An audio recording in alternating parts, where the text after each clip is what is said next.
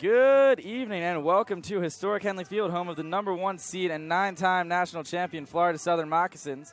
This is Game 10 of the NCAA D2 South Regional Tournament. My name is Andrew Pauling, and joining me today is Ryan Bauer. It is our privilege to be with you for today's matchup between the University of Tampa Spartans and Mississippi College Choctaws.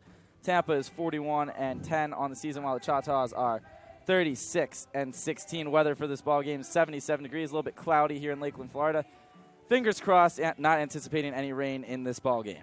This is absolutely beautiful, Andrew. Pleasure to be with you tonight. This is the best weather we've had by far in about a week here.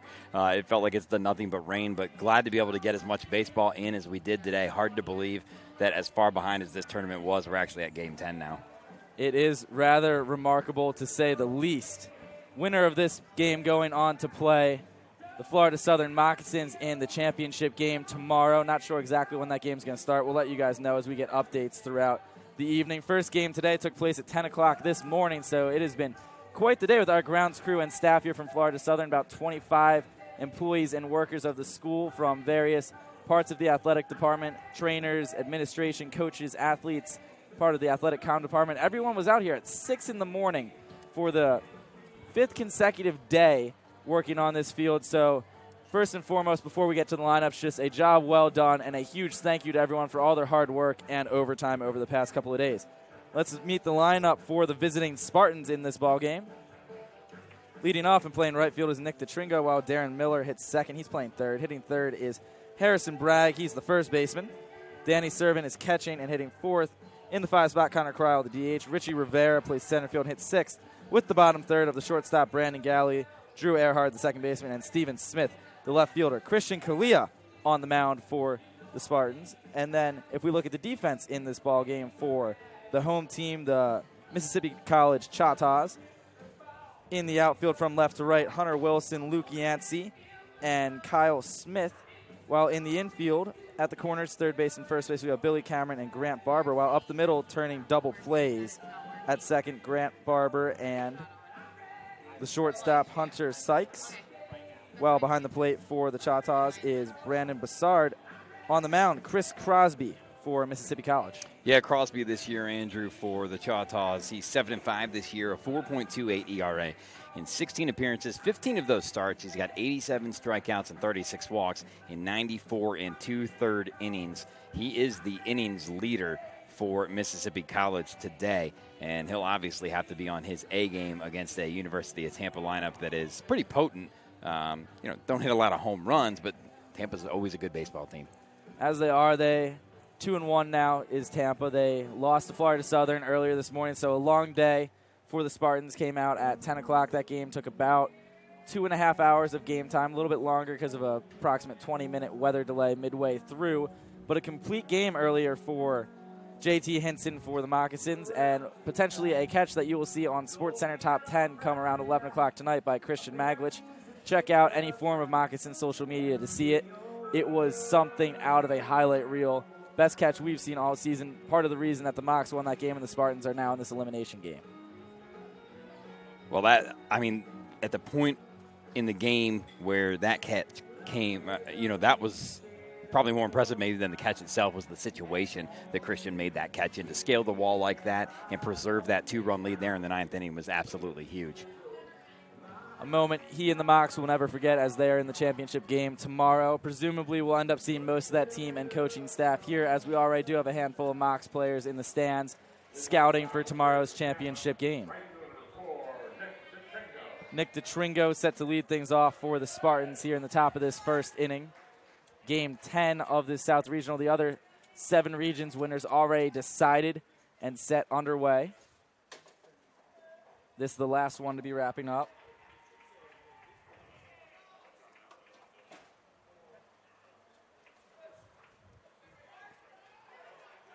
And we're about to get underway. Our first actual night game over the near week that we've been here due to the weather getting worse as the days continued on. First pitch of the ball game. Going to be a called strike by the home plate umpire. Not quite sure who the umpires are in this ball game. Well, they've been, with the way we've had to go over to Tiger Town as well and have 2 sites, they've been yes, exactly mixed and matched up all around. 0-1 pitch misses high, 1-1 now to DeTringo. So, yeah, we had a schedule for the umpires. Obviously, things getting complicated with the multiple venues now as we're trying to get everything done relatively on time, although we are going to end up finishing 2 days behind. I know that the home plate umpire is not Tim Creamer, who was scheduled to be the home plate umpire in this ball game, so I have absolutely no clue. We will just address them as the position they are umpiring. We do have a 3-man crew, umpires on first and third, as well as obviously the umpire behind the plate. So my apologies for not knowing who is who. Did not get that information in time to relay that to you guys at the start of the game. 1-2 pitch. Swung on and missed by DeTringo. He's down on strikes. A quick 4-pitch out for Chris Crosby to get things going in the top of this first inning. Well, that's a good sign for Crosby if you're a Mississippi College fan. Crosby got roughed up in their first game for the Choctaws against Delta State. That was on the 17th, which feels like about 4 weeks ago at this point. But gave up 11 hits, 9 runs, 7 of them earned in 4 2/3 innings. So he's looking for a big bounce back today against Tampa. As you said, that game coming on Thursday, so almost a full week's rest, 5 days in between appearances. As the first pitch to Darren Miller is a called strike on the inside part of the plate. He's behind 0-1.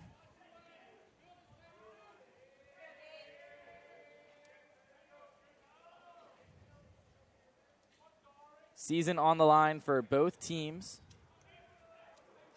May see anything as possible from either staff as far as pitching goes. 0-2 now on Miller as he fouls that ball back.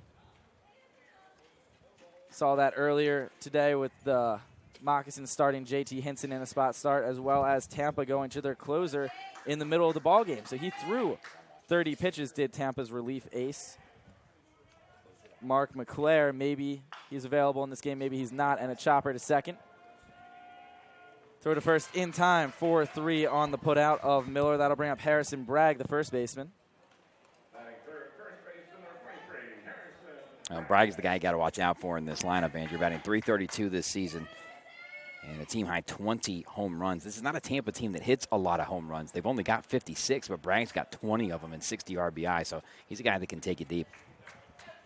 Bragg with home runs in the first and third game for the Spartans. That home run coming off of JT Hinson, one of only 3 hits he allowed earlier today. 2 of those 3 hits were solo home runs, 1 to Bragg, and then the other to Nick DeTringo. First pitch to Bragg, breaking ball, called strike, and that's how you have to pitch him. You cannot throw this man a fastball over the middle part of the plate inside at all, and he will turn on it down the left field line and make you pay. Well, that's a good first pitch by Crosby because a lot of guys are just going to go fastball right away and try to establish that, but he's not afraid to come away with the breaking ball right there and gets that called strike. 0-1 pitch, fastball going to miss high, 1-1 now to Bragg. Starters, I should say, will have especially short leashes as far as pitch count getting into jams go in this ball game. All hands on deck for either bullpens. 1-1 pitch. Going to miss in the dirt. 2-1 now to Bragg. He's ahead in the count. First batter to get ahead in the count so far against Crosby, who's looked sharp through the first 10 pitches he's thrown. Bragg does crowd the plate, too, for a bigger guy. Right there on the line, or the inside of the paint, I should say. 2-1 pitch, a called strike, catching the inside corner, 2-2. Well, that's a way for the batter, Andrew, obviously, to take away that inside corner. You risk hitting him if you come too far inside. He's just trying to force you to get something out over the heart of the plate, or even on that outside part of the plate, he can reach all the way out there. 2-2 pitch, chopped foul. Bragg staying alive, and as you said, Ryan, able to eliminate that inside corner so that way pitchers may potentially be using more of the middle part, the meatier part of the plate for the batter. And a big guy like Bragg can most certainly turn on the ball on the outside corner and pull it over the left field fence. When you're standing at well over 6 feet tall as Bragg is, definitely easy to reach a pitch in any location. And the 2-2 pitch on the way. Popped up, right side of the infield. Infielders have lost it, but the catch will be made by the first baseman, Krim, to retire the side. 13 pitches for Chris Crosby. 1-2-3, down go the Spartans. 1 strikeout here in the top of this first inning, heading to the bottom of the second here at Henley Field.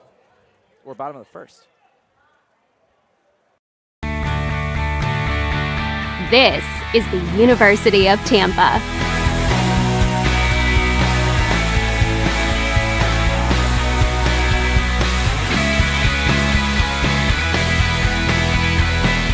Explore your dreams. Discover your talents.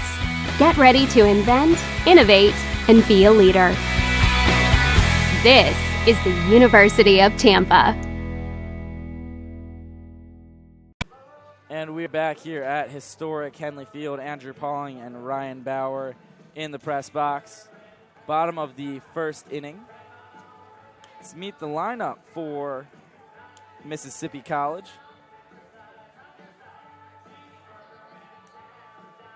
Leading off is Kyle Smith hitting second. Grant Barber. Blaine Krim hits third, while Billy Cameron's in the cleanup spot.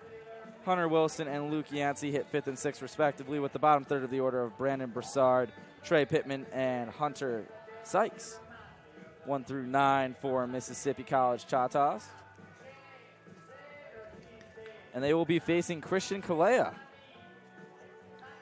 Okay, a 6-foot senior out of Hialeah, Florida, Palm Beach State College. Just his second start of the season. His last start was on March 14th against Bridgeport. That was a 16-2 win for the Spartans. He went 6 innings, gave up 1 run. It was not earned. 2 walks. He struck out 10 in 6 innings. Last year, started all 16 of his appearances for Tampa. This season, he's 5-0, 1 save, a 0.94 ERA. He's only pitched 28 and 2/3 innings, 30 strikeouts, and 10 walks. But what's really interesting to me, Andrew, is to see how this Mississippi College lineup attacks him. This Mississippi College lineup, batting .350 against left-handers this year. It'll be interesting to see what they're able to do against Kalea. And an interesting move by the Spartans to go ahead and start a lefty who has not typically started in this capacity throughout the season against a lineup that hits well against left-handers. Well, and they're in a tough spot right now because if they lose this game, they go home. But do you throw your best guys out there today knowing that you might have to face Florida Southern tomorrow? I mean, that's a really tough situation for Urso to be in as the head coach of the Spartans. And Florida Southern's rotation about as fresh as it gets. They use Logan Browning and JT Hinson in game 1 as the first pitch of the game by Kalea is fouled off out of play, 0-1 to Kyle Smith. And then JT Hinson, huge surprise for those of us that have followed the Mocs this season, started the ball game for the Mocs earlier today and pitched a complete game, something that you could never have imagined. So only though 2 pitchers used through the first 2 games for the Mocs, they're fresh. Browning can go again. He started on Thursday. He'll be on 6 days rest come tomorrow. Or actually, correction, he started Saturday, but he'll still be on ample rest to start in a championship game tomorrow. Maybe they save him for game 2 in the do or die. JJ Necro may be able to pitch, unable to today for the Mocs due to a slightly sore arm, but maybe fine for tomorrow. 2-1 now the count on Smith as that ball misses low. So it'll be interesting to see what the Moccasins roll out tomorrow in the eventual winner of this ball game.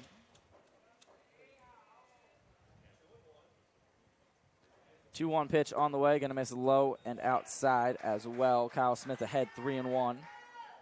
Good spot to be in if you're the leadoff man. Chance to drive a pitch and potentially get an extra base hit to start this ball game. Smith scored 2 runs in that win just a little bit ago against Delta State. A really big win for Mississippi College. They led that game almost from start to finish. 3-2 now on Smith. First full count of this ball game.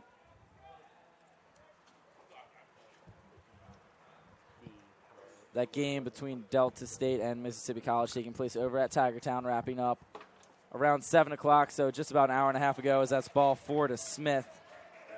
Leadoff man draws a walk. That's our first base runner of this ball game, and that'll bring up Grant Barber, the second baseman for the Choctaws. Well, Smith, the guy you got to watch out for. He's got 19 stolen bases this year in 21 attempts. Interesting to see if the Choctaws decide to test Tampa early here by putting some guys in motion on the base paths. Nothing to lose at this point. Absolutely. You are going to see some gutsy coaching decisions. If they pay off, they're genius. If they don't, not so much. We see it every year in every sport come playoff time, these decisions that put players in positions that they aren't typically in. And the hope is that they find ways to find success anyway, as Barber takes strike 1. He's hitting over 300 this season, 324, 390 slugging percentage, 413 on base. No homers, but 10 doubles and a triple, 33 RBIs for the second baseman. Yeah, that's not a team that hits a lot of home runs, only 26 this season, 13 of those from Blaine Krim, but 305 average, they do pretty well. They've stolen 65 bases in 82 attempts. That pitch going to miss outside, 1-1 to Barber. expect with how tired both of these teams must be over the long few days. Be interesting to see if they try to play small ball, just get a couple runs across the board. Most recently, these regional games have been rather low scoring. The runner's going to go on the pitch, grounded to second. Second baseman tries to tag him. He does successfully in the throw to first in time. A 4-3 double play. Leadoff walk retired on a nice play made by Earhart at second. Able to tag the runner as he was going towards the bag where the ball was hit on the hit and run attempt by the Choctaws, and then still make the throw to first in time to retire Barber, getting his pitcher out of a potential jam early on in this game. Well, nothing Smith could do about that one going from first to second. It's not like he had an opportunity to slide, and even a hard slide there could have possibly prevented a double play, but obviously he's tagged out. Easy throw over to first and 2 away quickly. He was a little too far off the bag to slide. Not really, wouldn't have been the ideal play, as that ball's going to be backhanded by Galley. Throw to first in time. A 10-pitch first inning. Crosby finds himself working through rather nicely on a double play ball, and then an immediate ground ball by Blaine Krim, 6-3 on the putout of the first baseman for the Choctaws. 1-2-3 go the Choctaws, as did the Tampa Spartans in the first inning. We're heading to the top of the second here at Henley Field. John, and my name is John. We both play on the golf team. On the course, we're extremely competitive with each other, but off the course, we try and help each other out as much as we can. There you go, thank you. Yeah. Boy. Cut there. Very nice. We are caddying each other through everyday life. What's up, buddy? How's it going? Excuse me, sir. Quiet, please. Should we go for the spoon or the fork here? Tough call. Cheese looks a little runny, nose a little firm, low to the grain. What are you thinking? Tough decision, but I'm thinking spoon. I like it.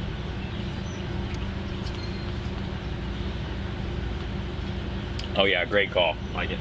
Hey man, I'm proud of you today. Thanks, man. I'm proud of you too. Thanks. Did I do good? You did a great job. Appreciate it. And we are back here at historic Henley Field. Andrew Pauling, Ryan Bauer with you guys. Scoreless game. No hits in the first inning. 1 strikeout for the Spartans and 1 walk for the Choctaws. Due up for Tampa, Danny Sivrin, Connor Kryl, Richie Rivera, the first 3 scheduled hitters that are going to face Chris Crosby. 13-pitch first inning for Crosby. And Crosby looked pretty good in that first inning, Andrew. Just 13 pitches, pretty economical there with his pitch count. We saw him drop a curveball in to Miller, and he looked pretty good. And if we're basing things on first inning impressions for both these pitchers, we could be in for pitcher's duel here today. Ideally, I believe both starters would be going for quick outs early in this ballgame. Try to save the bullpens as much as possible, because if they win, they have to play 2 more games tomorrow. If I was a starting pitcher in this ballgame, I would not be pitching for strikeouts whatsoever. Yeah, just pitch to contact, try to keep the ball down, get a lot of ground outs if you can. No real wind tonight. I don't necessarily think you have to worry about the ball carrying too much, although it is humid. So if it gets up there, it could carry a while. Ball does carry well here at Henley Field at night. Does not so much in those morning games as we've seen throughout this regional. 1-0 now on Sivrin as that ball misses inside.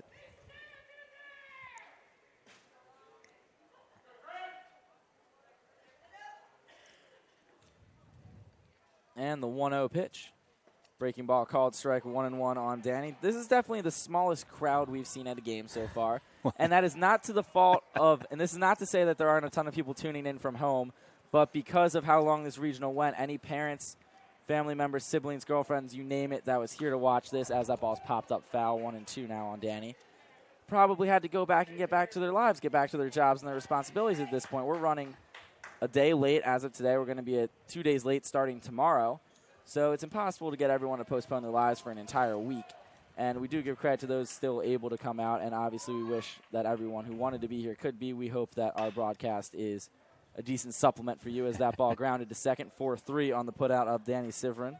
Well, everybody here, I think, just running off fumes. Fans, players, staff, everybody at this point. So it's kind of a war of attrition at this point. You just see less and less people as we've gone on. But pretty good crowds overall. I mean, you know, these teams that have been here, Delta State, Tampa, Mississippi College, I mean, everybody draws very well. And, of course, good following for Florida Southern, the home team.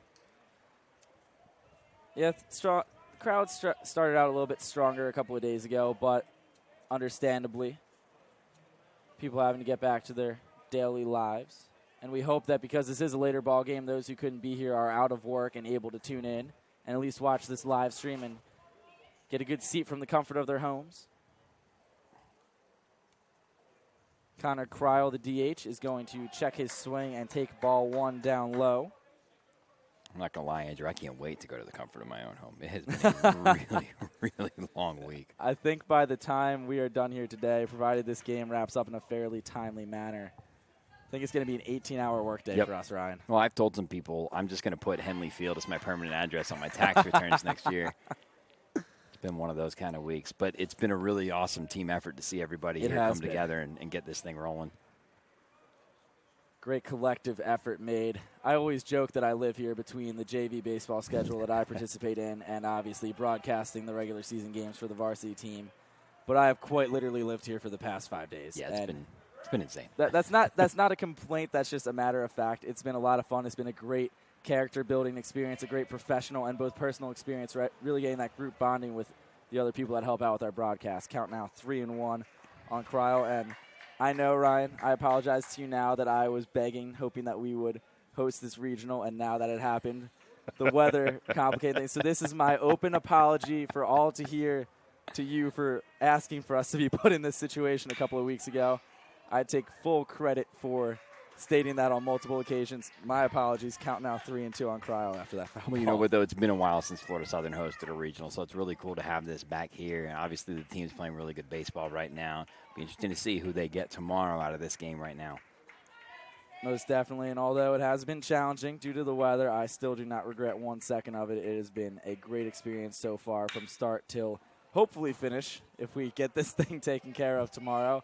As Kryl again ropes a ball foul down the right field line. He's taken a couple real good swings in this at-bat off of Crosby. Yeah, those last 2 hacks he took, he nailed those. Just got to get him straightened out a little bit. Got to hit him between the lines, not outside, obviously, but he hit those ones pretty hard. If that's any indication of what he could do in this at-bat, you see a base runner here for Tampa.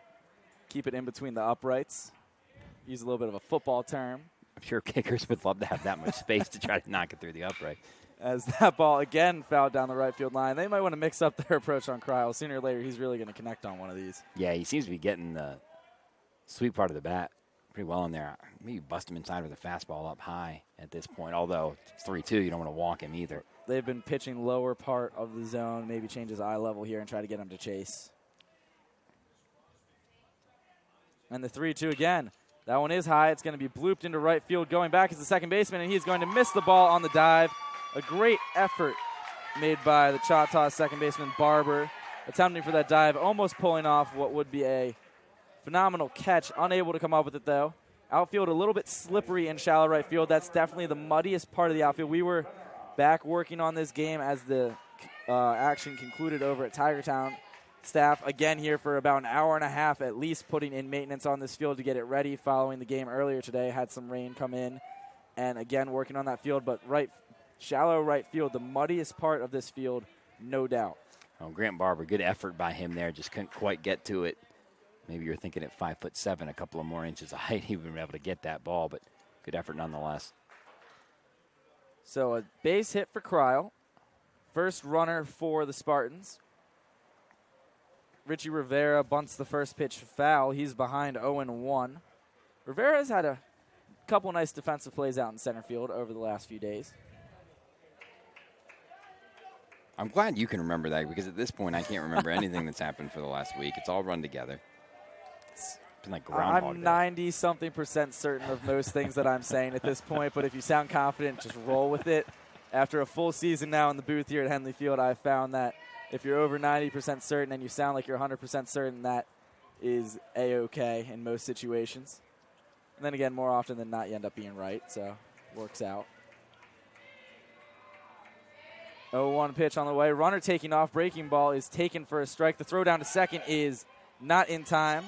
A stolen base for Connor Kryl. Runner in scoring position with 1 away. Well, that's not the guy. Spartans. Not the guy you think is going to kill you on the base pass. Only 5 stolen bases in 6 attempts this year, but Tampa's stolen 83 bases coming into this one. They'd only been caught 6 times, so that is impressive. Very impressive, and they run well. I mean, they don't they're not a real heavy hitting team. Only batting .316 as a team this year. Like we said, 56 home runs coming into play here, and 20 of those from Bragg. But, you just move runners around and try to manufacture some runs, and then their pitching's been phenomenal this year. That's really what's gotten them to this point. Swing and a miss by Rivera. He's down on strike. Second strikeout for Crosby in this ballgame. As you just said, that means the stolen base percentage for the Spartans over 93%. Generally, as you get to the higher levels, over 80% stolen base success is optimal if you're going to consider yourself a base stealer.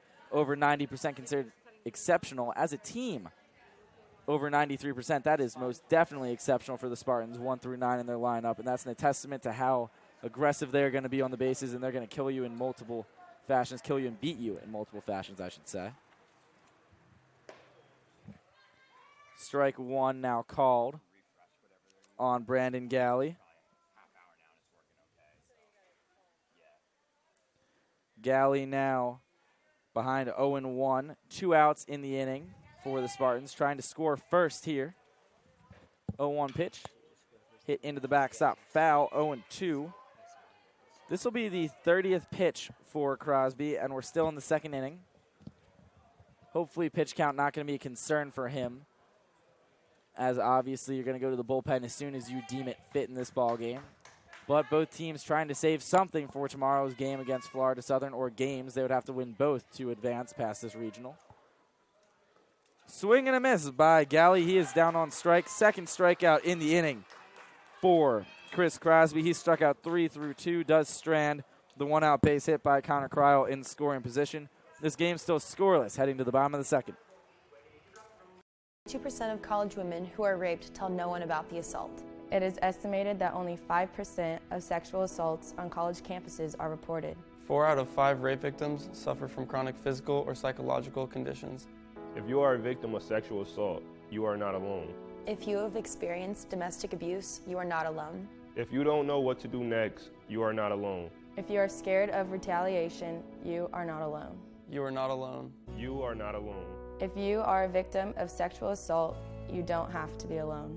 Report any instance of sexual assault to justask@floridasouthern.edu or call 863-680-6221.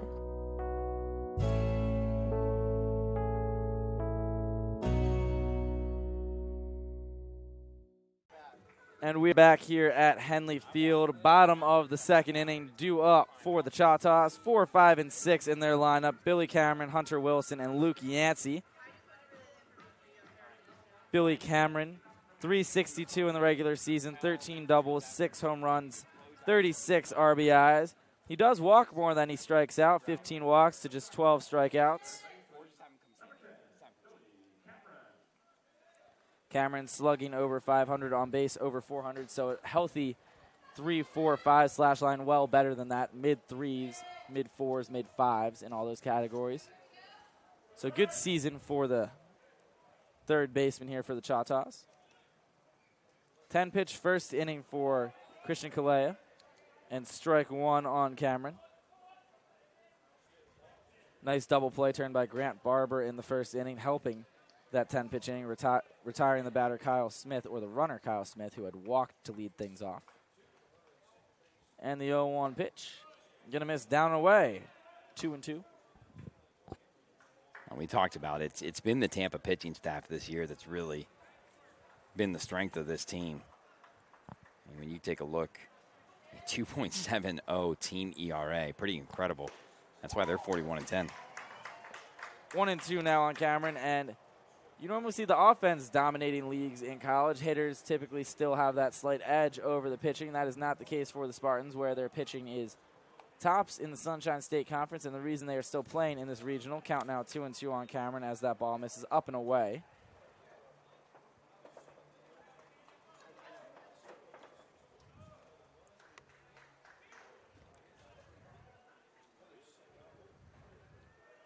And the 2-2. Popped up, right side of the field. Fairly straightaway right field for DeTringo, who will make the catch to retire Cameron. A fly out for Billy. That'll bring Hunter Wilson to the plate. Wilson 301. 7 doubles, 27 RBIs.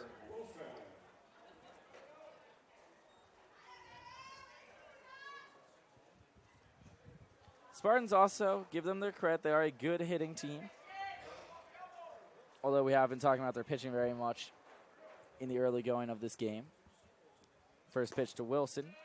That one's going to miss outside. He's ahead 1-0. Wilson, 2 hits in that win against Delta State just a short while ago for Mississippi College. Got to be tough to come right off of a game like that, come back out here and try to play another, and come all the way over to another ballpark, travel a couple miles from Tigertown to come over. Yeah, about a 4 or 5 minute drive. 2-0 now the count on Wilson. It's not so much the physical exertion of the game, it's the mental exertion of playing in elimination games. You are mentally drained by the time that ball game is over, and you are just toast, and then you have to go play another one. That's a hard task to ask of any team. Physically, these players are equipped for double headers. They do it all regular season long. It's the mental side of having your season on the line in back-to-back games that really puts the wear and tear, and that's where you're going to see the frustration build for these players. Well, think of Tampa, though, too, is they played earlier today. They went all the way back home to Tampa.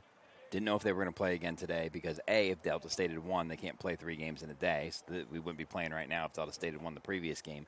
And, B, it looked like there could be some weather coming in, so, you never know if that's going to stop your game. Then they come all the way back here from Tampa, and now here they are. So a real up and down couple of days for everyone in this regional. Between all the rain and weather delays, very hard to keep momentum going.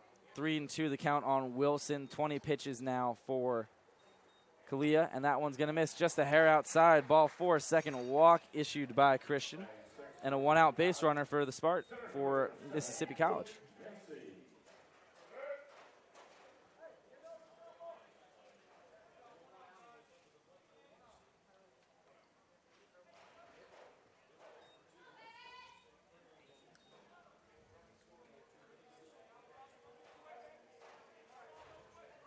That'll bring up Luke Yancey. Yancey, 320 on the season, 12 doubles, 31 RBIs. First pitch to him is going to be lined up the middle. Diving grab by the shortstop, not able to be made. That ball trickles its way into center field. A 1-out base hit for Yancey. Runners on first and second now for the Choctaws. Sorry about the couple of stumbles here. Trying to work through this ball game. Bit of fatigue for everybody.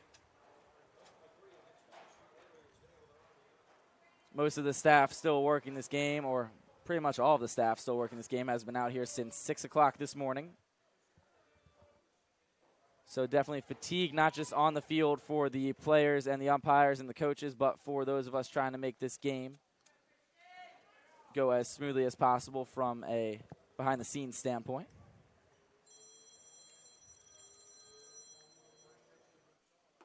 And the first pitch to Brandon Broussard is going to miss outside, 1-0.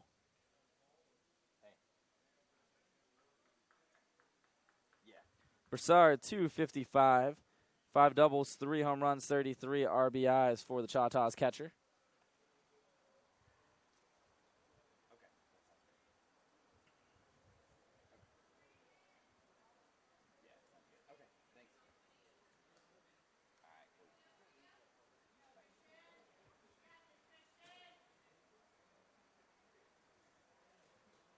One 1-0 pitch on the way from Kalia. Broussard squares around to bunt. He does pull back. The runner on first got way off the bag.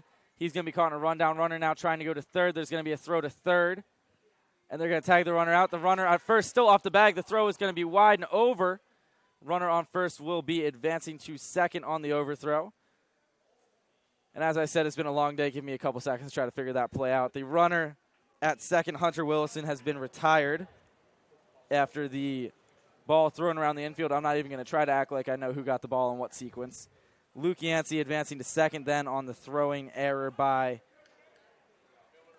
Miller, the third baseman. Thank you to that fan who just pointed that out to me, helping out a ton as I had no clue. And so now a runner on second with 2 away. Brandon Broussard in a 1-1 count. So a most definitely failed bunt attempt by the Choctaws. Runner on second, 2 down. 1 base runner erased. And what really caused all that was Luke Yancey getting too far off of first base, getting left out to dry after the bunt not put down by Broussard. Hunter Wilson tried to advance to third when Yancey was put into that rundown, unable to do so. And the 1-1 pitch A called strike 1 and 2 to Brandon. That was the first real rundown type situation that we've seen in this regional. And well executed by Tampa, a veteran team able to make that look rather seamless. Although they did throw the ball away at the end, they still did get the lead runner, which was the goal for them. And the 1-2 pitch, gonna miss high and away, 2 and 2.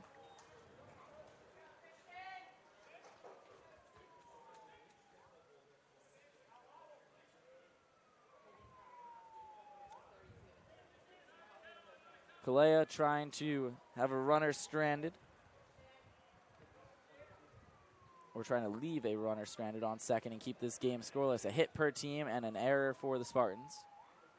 2-2 pitch fouled off out of play.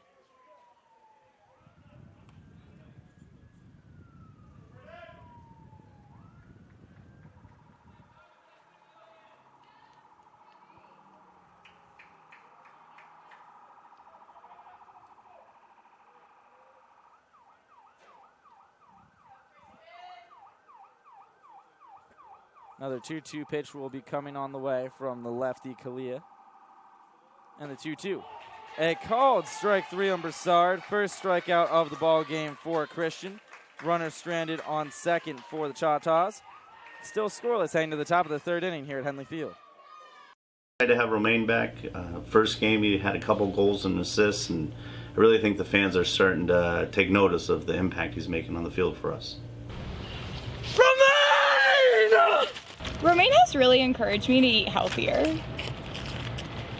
That's not even you pronounce my name. It's not Romain. It's Romain.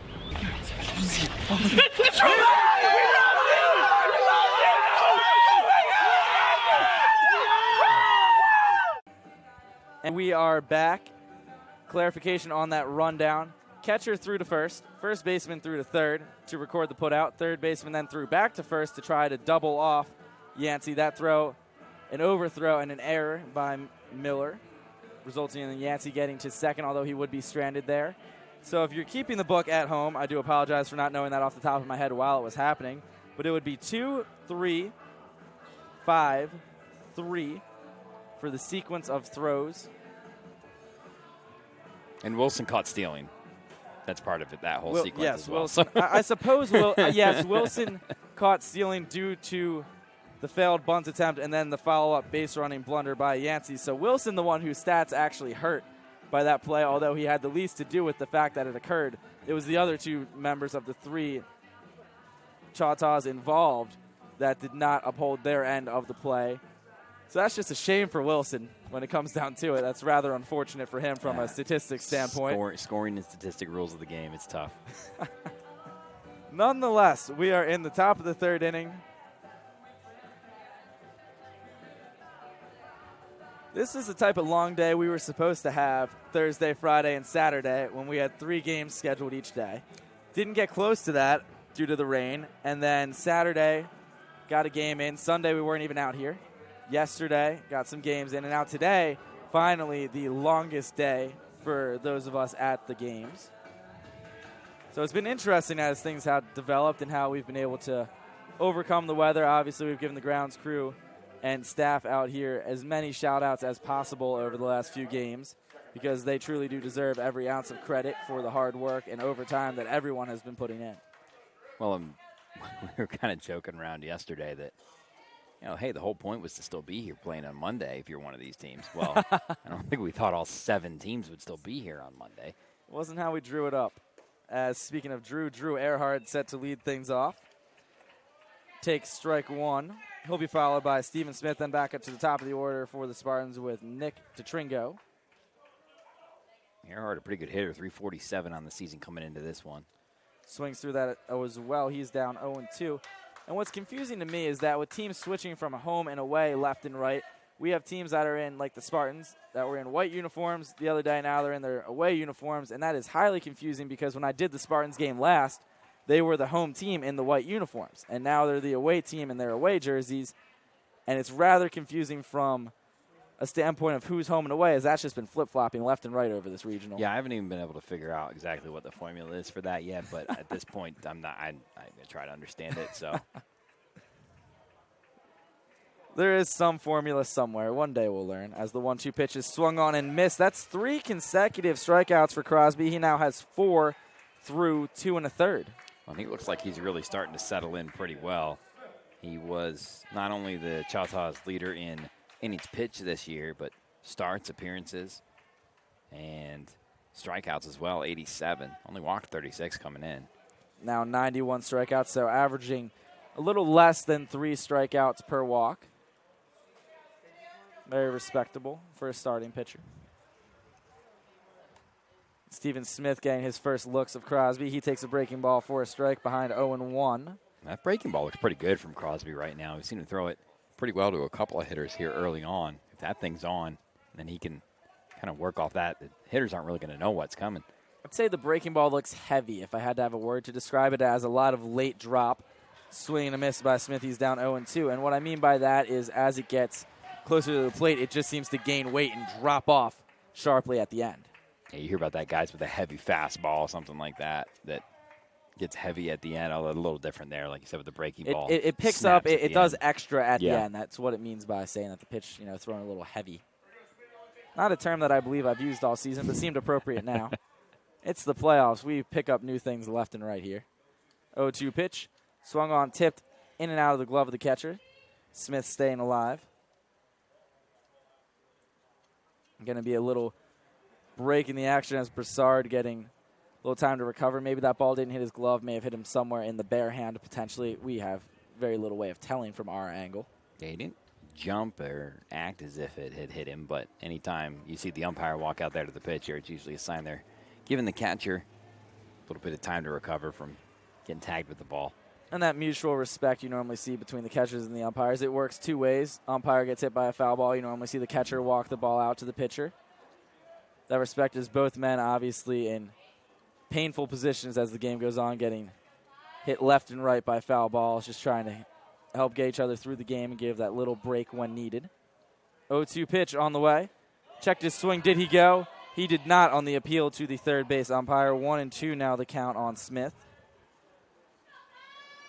Good hold by Smith on that low pitch. Seen a lot of appeals so far in this tournament. I can't remember one time that an umpire has actually said that somebody went around. And the 1-2 pitch. Called strike 3. 4 consecutive strikeouts got Smith looking. That's 5 now through 2 2/3 for Chris Crosby. And we did see a few called check swings in the game earlier between the Mocs and the Spartans. You were over at Tiger Town taking care of business there, so you did not get to see those. Obviously, all games supposed to be here at Henley Field. That has not been the case. We've had staff split between Tiger Town playing on the back turf fields and obviously still here at Henley as things have progressed. But now we're back up to the top of the order for Nick DeTringo. Struck out in his first at-bat. Breaking ball called strike. Once again, Crosby ahead on a batter. How key has that been for him in the early parts of this game? No, I mean, first pitch strikes are absolutely key. You don't want to get behind anybody. You certainly don't want to work that pitch count up, especially when your bullpens are as short as they are after a couple of days of play here. But that breaking ball looks really good. I mean, on that strikeout to Smith, it was pretty obvious he was looking fastball on that. He had no idea that thing was coming. Count now 0-2 on DeTringo as he takes strike 2. This would be strikeout number 6 should Crosby retire him. 11 pitches so far in this inning. Swing and a miss held onto by the catcher. Crosby strikes out the side. That is 5 consecutive strikeouts, 6 through the first 3 innings for Chris Crosby, who is absolutely dealing to the Spartans. Still a scoreless tie heading into the bottom of the third.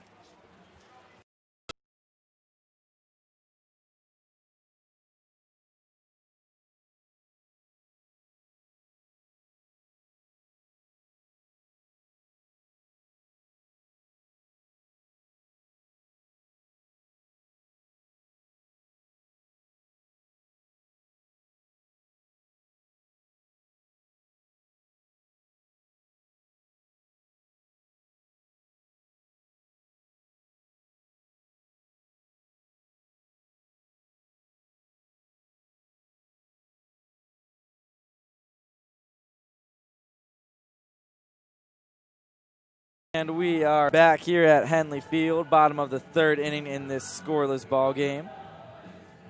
Christian Kailea coming back out, 28 pitches through the first 2 innings for him. 2 walks and a hit, although he's obviously yet to allow a runner to advance.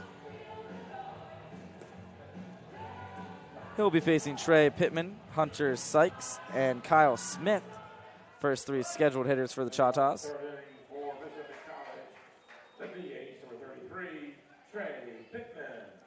You know, Pittman doesn't have a lot of at-bats this year, only 42. He's only played in 16 games, but he's there in the DH role today. Had an RBI in the win against Delta State earlier today.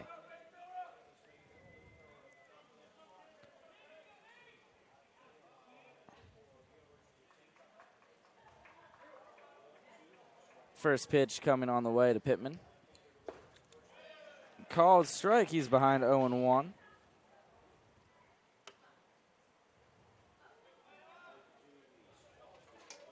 Both pitchers doing a solid job of working ahead early in the counts. Almost a third of the way through this ball game. 0-1 pitch. That one's going to miss just a little bit outside. That's 30 now for Christian. Count evens 1-1 on Pittman.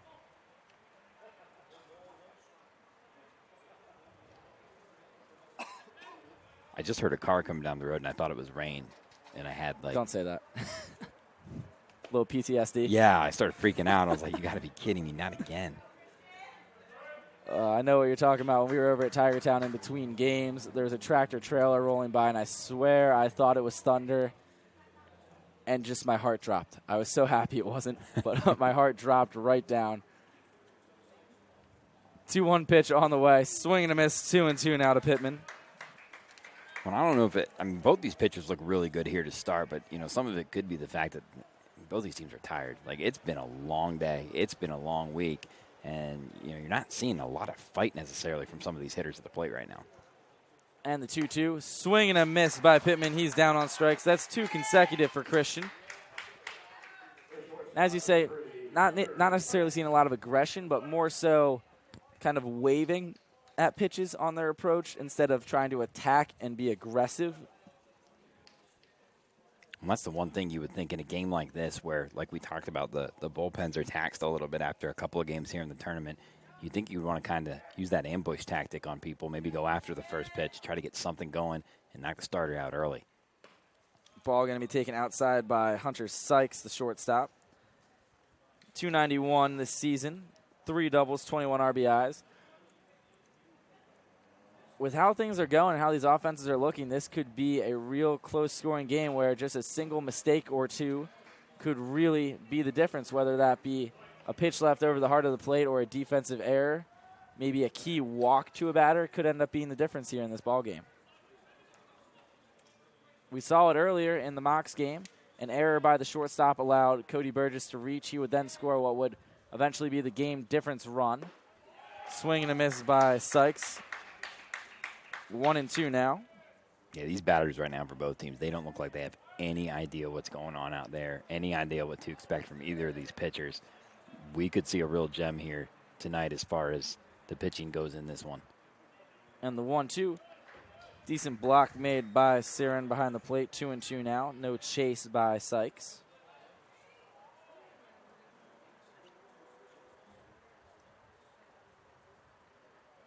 Winner of this ball game advances to the championship. We know both teams want to be there. It's just a matter of which offense finds a way to somehow wake up first in this ball game. Whoever gets things clicking first. And the first, I believe, at this point in the game, as the count now runs full to Sykes, first team to score will hold on to win. Yeah, maybe not by that score, but the first team to score is going to end up winning because the other team would just be so demoralized by being down. The way these guys are both pitching right now, it's going to be really tough to do anything. Ground ball to short, throw to first, in time to beat Sykes by a couple of steps, 6-3 on the putout. And that's just part of the momentum, as we were saying, through these elimination games for these teams. And although Tampa's game earlier was not an elimination game, it was still a real nail-biter against rival Florida Southern, that you would just not expect them to be physically tired, but just the mental and emotional drain of the past few days being up and down with rain delays and such. Kyle Smith takes ball 1. That's 40 pitches now for Christian.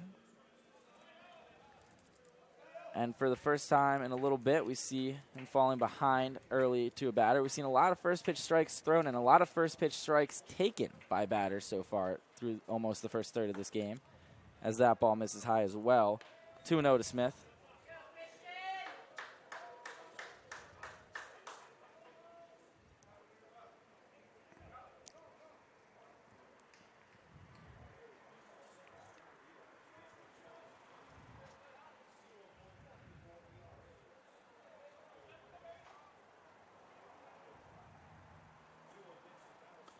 Pitch grounded to first. Nice backhand made by Bragg.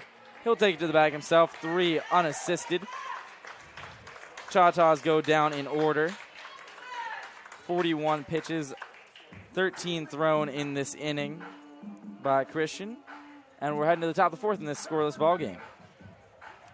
That I can teach these athletes more than just lifting weights and sprinting and conditioning. I can teach them real life applicable skills. Nice job. That's a nice pattern right there. Nice pattern. Over, under, fellas. Over, under. Are you kidding me, Brett? You got to carry the 0. It's not what I expected, but Coach Wallace is teaching me things I've never learned before. Make sure you pull the shirt tight, okay? Good firm press up against there. Smoothing out the pattern. At the end of the day, I just want to make sure these athletes are ready for the real world. Hey, make sure you get full extension. Great job, everybody.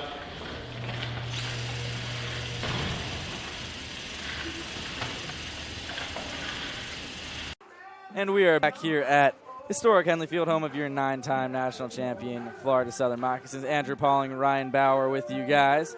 Thanks for tuning in, spending your Tuesday evening with us between this matchup between the Spartans and the Choctaws. As we head to the fourth inning, Chris Crosby has been absolutely dynamic on the mound. 6 strikeouts, striking out the side in the third inning, 5 consecutive for Crosby. Interesting storyline to see develop as this ballgame continues. 42 pitches so far for Chris, and he's looked sharp on the mound. Yeah, he really has. The only thing that maybe you get a little bit concerned about, I mean, obviously he's been fantastic, but is the pitch count as he goes along. If he continues to strike out batters, that means he's, throwing at least 3 pitches every single time up there. So, maybe that starts to catch up at some point, but man, he's got a lot of confidence right now, and that curveball has been devastating so far. Absolutely, really dropping that hammer on the batters, as we talked about during the break. Not necessarily a big looping curveball compared to the likes of Clayton Kershaw, someone that we were bringing up, who you covered back when he was a minor leaguer, but still a sharp curveball, really working effectively for him so far. He'll face Hunter Miller, grounded out to second. He's 0 for 1.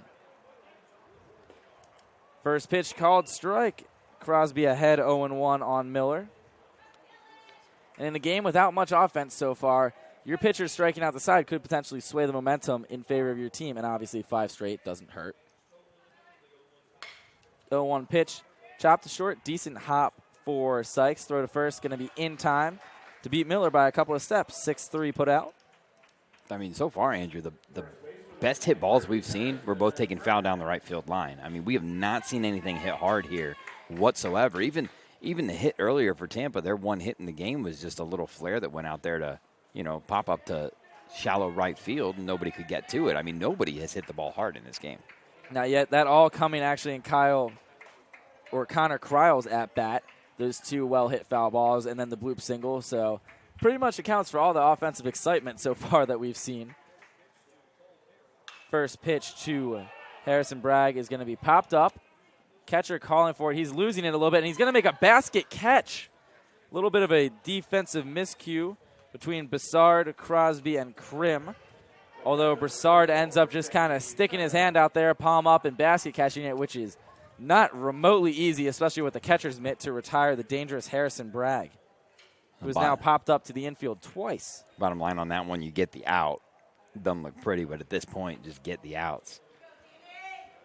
And that is exactly it. Every out, every pitch, crucial in this ball game. A lot on the line, season on the line. So, yeah, a lot on the line for both teams. I think a lot would be an understatement at this point. A pitch grounded up the middle. That's going to get through. A base hit for Danny Servrin. He's now 1 for 2. Second hit for the Spartans, which will bring up Connor Cryle, who has the only other hit, only other man to reach base for Tampa. bloop single, as we talked about a couple moments ago, on a full count pitch. Shallow right field, just off the glove of the second baseman Barber as he laid out, going full extension, trying to make the grab. Well, finally. It seems like it's been an eternity. Tampa's got another base runner on. And not sure if they'll try to do anything on the bases. I mean, Servin only has one stolen base all year. He hasn't been caught stealing, though. It's 100%, so see if Urso decides to run him here.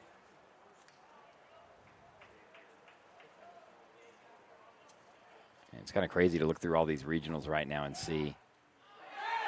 Pickoff throw goes wild. Severin advances to second as that ball gets by the first baseman. See if that ends up being a throwing error by Crosby or if they blame Krim on that one. Should be a bad throw on that one, I would. Should be a bad throw, but he did get a glove on it. And the official scoring will be a throwing error on the pitcher, Crosby. Double checking with our stats crew out here. They do have the final say, and I have yet to find a reason to argue with them, so we're going to roll with their decision. I was going to say, Andrew, just looking through these regional brackets right now, it's... Ball hit well down the left field line. Should be playable, though. And that'll do it. We'll get back to those regional brackets when we come to the bottom of the fourth inning as things wrap up here in the top of the fourth by the flyout by Kreil. He pops up to left field. Runners stranded on second for the second time in this ball game for the Spartans. Heading to the bottom of the fourth, still a scoreless game. Court to court and lane to lane, under the lights or under the sun. No one delivers Division II sports like NCAA.com. The center of D2 is inside the NCAA.com hub. With exclusive highlights of every sport and live broadcasts of every Division II championship found nowhere else. Make NCAA.com yours. The home of Division II college sports. And we are back here at Henley Field. Ryan, I know you had some stuff you wanted to add as far as how the other regionals have gone, all concluded. Yeah, 7 teams in. Nobody from this region yet. We're going to get to that tomorrow finally. But, you know, I think the one thing that you look at when you go through these regionals is nobody has had to play an if-necessary game outside of the let me get back to that bracket real quick. That is the Southeast region that Columbus State won. And I think that was, you know, for Columbus State, they were the 4 seed. They ended up beating North Greenville along the way. I mean, that was a huge win for them. So that quite an upset there in that Southeast region bracket for Columbus State. And they ended up coming out of the losers bracket. They actually beat North Greenville twice in that tournament. North Greenville is 44-8 this season. Whew. One of the better teams in the country. If I was a betting man, I would not have said that North Greenville was going to not even make it to the championship game there.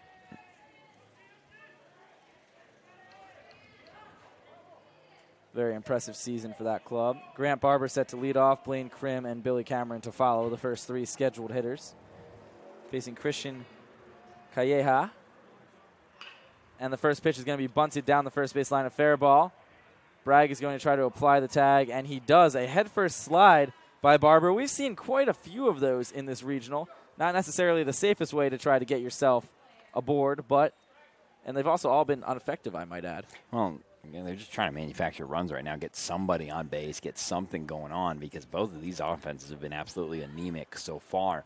Credit the pitching in this one. I mean, both guys have pitched phenomenally. Crosby for Mississippi College, Calleja here for Tampa. Blaine Krim takes the first pitch outside.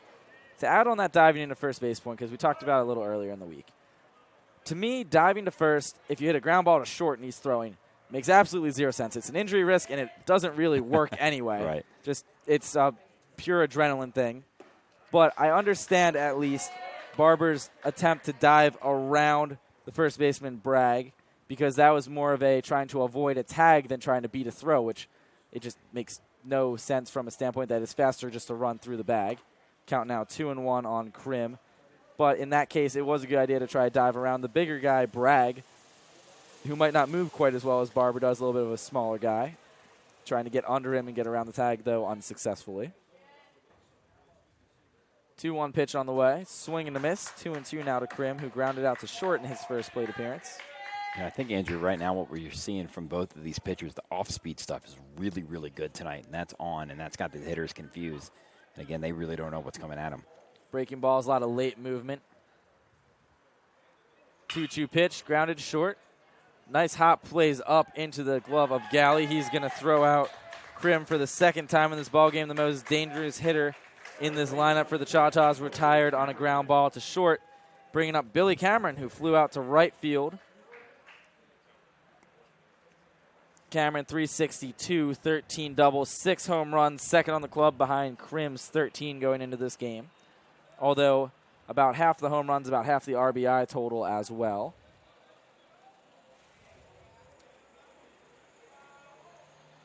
Cameron had 2 runs batted in that win against Delta State earlier today. He's had a pretty good run here in the South Regional. Also had an RBI in an elimination game against Nova Southeastern yesterday.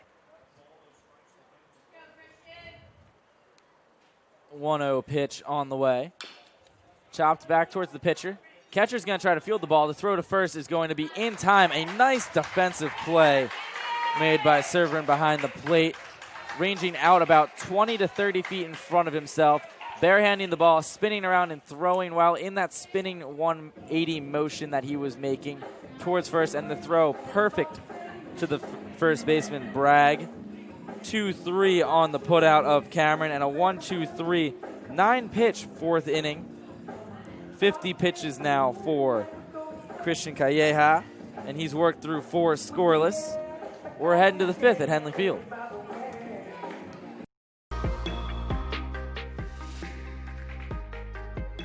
I think we have a really great dynamic on this campus where students are involved in a lot of different things at one time. You're getting to meet all different sorts of people.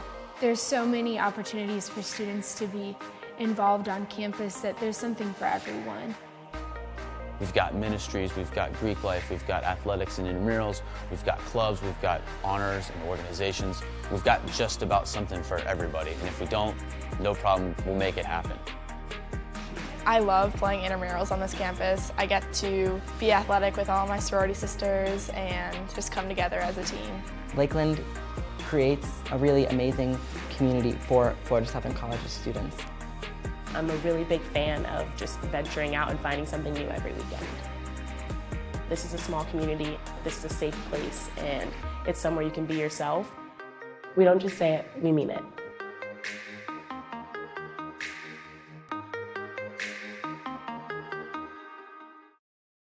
And we are back here at Henley Field.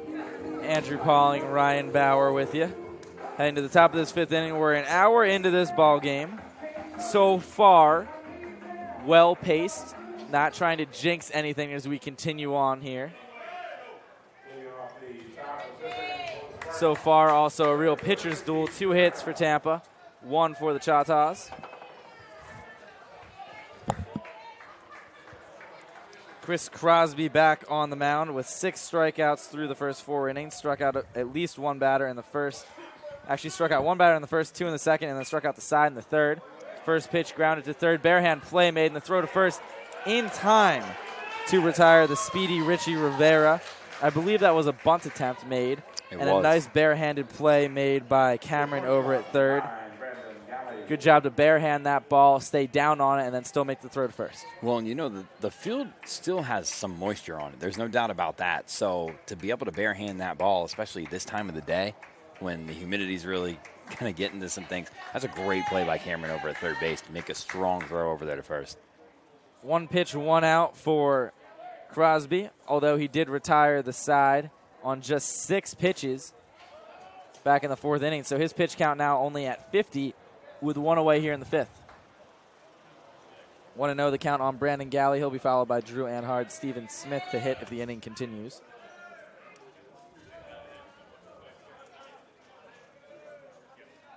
And the 1-0 pitch. Swung on and missed 1-1 to Brandon Galley.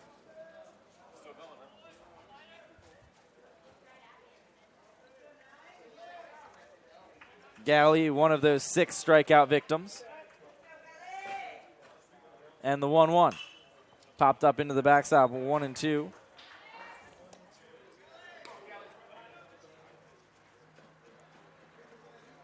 If you're ahead 1-2, do you elevate a fastball here to change Galley's eye level, or do you go after him with another breaking ball and try to get the swing and miss? The way the breaking ball's been working for him, I'd go back to it right here. I mean, if he makes contact with it, good for him, but it's been so good, I'd go right back to it. And the 1-2, a fastball in the dirt. Got half of it right, thinking they would go with an elevated fastball. Either way, though, changing the eye level of Galley, though, it's a little more effective if you miss high versus if you miss low as far as changing the eye level of a hitter, something that we've seen executed so well with pitch sequences from the pitching coaches on pretty much every team that we've seen so far in this regional. Effective pitching and missing with a purpose when you're ahead in the count, not just missing for the sake of missing to waste a pitch, missing with a purpose, something that we've seen a lot of teams do. Oh, that may be setting him up for something else. 2-2 pitch, swing and a miss. That was what he was setting him up for. That's strikeout number 7 for Chris Crosby. Struck out a batter now in 4 out of 5 innings pitched. 2 away here in this 5th inning. Only 6 pitches to retire those first 2 batters, bringing up Drew Earhart, who as well has struck out in this ball game. So 6 strikeouts for Crosby. His season high is 10. 7 strikeouts, for Crosby. Season high is 10. I came back on March 3rd at Shorter. So he's on his way to perhaps his best performance of the year. A real gem so far.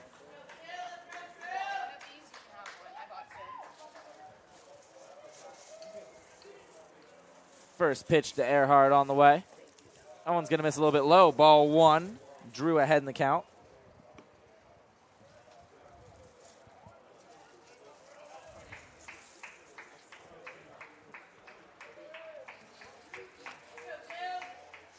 .55 pitches now for Chris.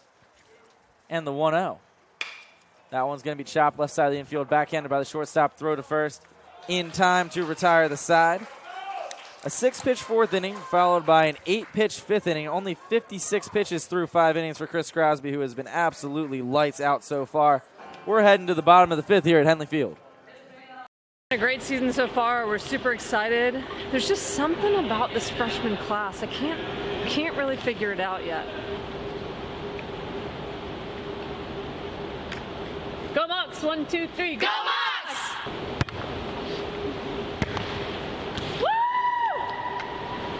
It's been a great season. Tiring, but worth it.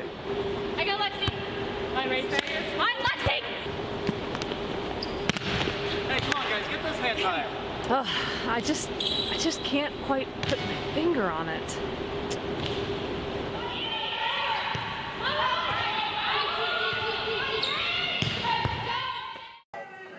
We are back here at Henley Field. This night ball game being played in this D2 South Regional. Winner going on to play Florida Southern in the championship game. Although winner would have to beat Southern twice to advance to the D2 College World Series. Although Southern just needing 1 victory to advance as they're in the winner's bracket of this double elimination regional.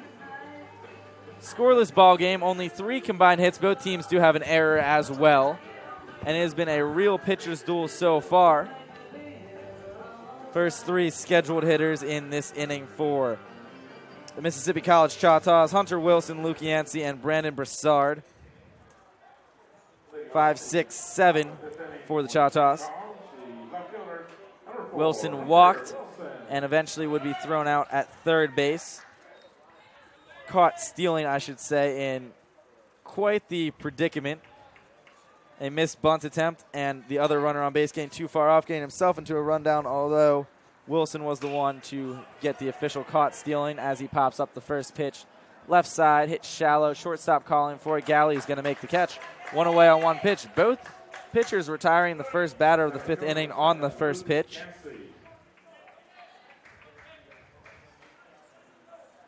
Luke Yancey singled up the middle, would be stranded on second base. The lone hit so far for the Choctaws. I'm just happy I got a coffee drink. Super excited about that. I'm not going to lie. Like, I know that's totally random. Nobody at home cares, but my wonderful fiance Melissa just brought me some coffee. I'm very happy for you. Thank you. One of these days that those days that I really wish I liked coffee. 2-0 now the count on Yancey. That just means I'll go home and now I won't be able to sleep because I'm drinking coffee at 9 o'clock at night. And we're going to have to be up at 5 in the morning to be back doing groundwork again. Maybe not. If it doesn't rain tonight, maybe not quite so early. So tired. 2-0 pitch is a called strike. Tell us how you really feel, Ryan. Actually, I'm really excited to be here. This is a lot of fun, but everybody's tired, though. Yeah. Everybody's tired. It's great having you on the broadcast instead of me texting you questions throughout the game as far as confirming things. 3-1 now the count. Normally, as athletic director of communications, you don't normally get the opportunity to actually jump on a broadcast. Normally, busy migrating around. Not too often, yeah. Probably running around, taking care of people, making sure everybody's got what they need. So it's definitely fun, though. This is something I love to do. 3-1 pitch misses inside. That's ball 40. Yancey, he's aboard for the second time.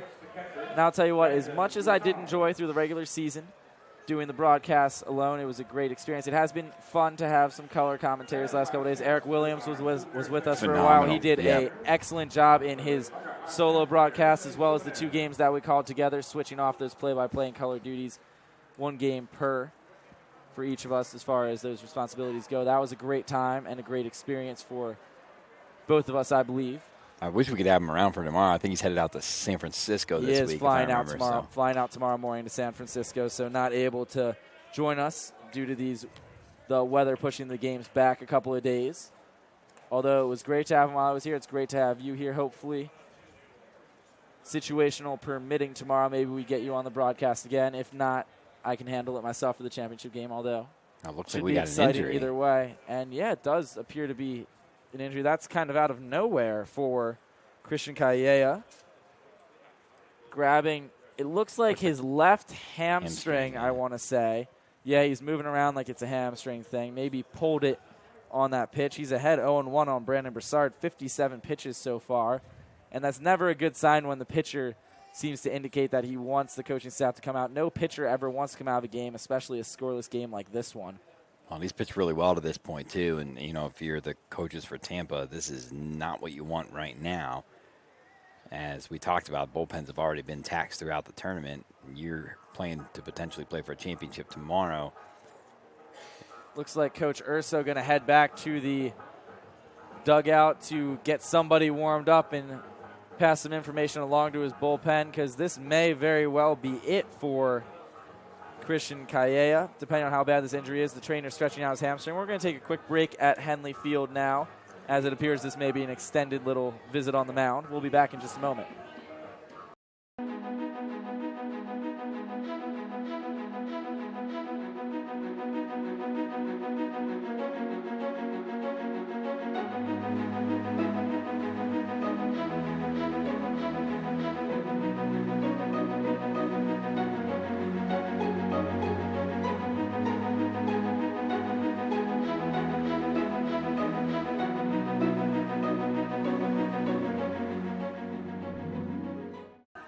And we're back after that little 30-second break. They're still checking on Christian Calleja out on the mound, stretching out his hamstring. Although there's definitely action in the bullpen. No angle to see who's throwing for the Spartans.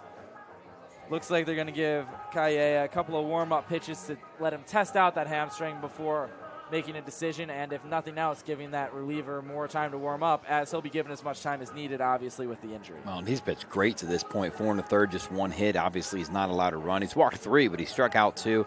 He's only thrown 56 pitches to this point. I mean, he's looked really strong out there, and, if you're Tampa, you don't want to lose that right now.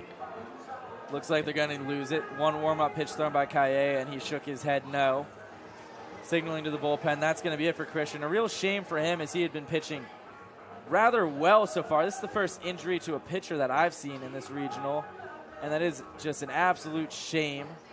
That reliever, though, as we see at the MLB level, when injuries occur to pitchers, you get as much time as you need. Obviously, the last thing you want is a second pitcher to come in not properly warmed up and injure himself.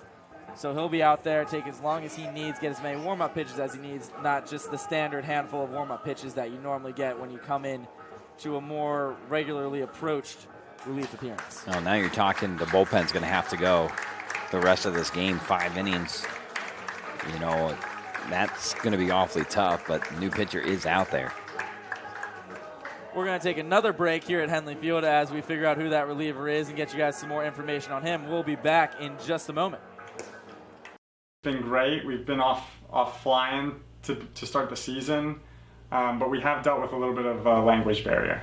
We've got a big game Saturday, you know it. It's a 6-pointer. Quemps looks knackered out there. Ian, we've lost the plot. I tell you what, she's rose like a salmon. Libby's playing her like a guitar. That pass there is the straw that broke the camel's back. I don't think Dom could ever do that shot again if she tried. That is fantastic, Techers.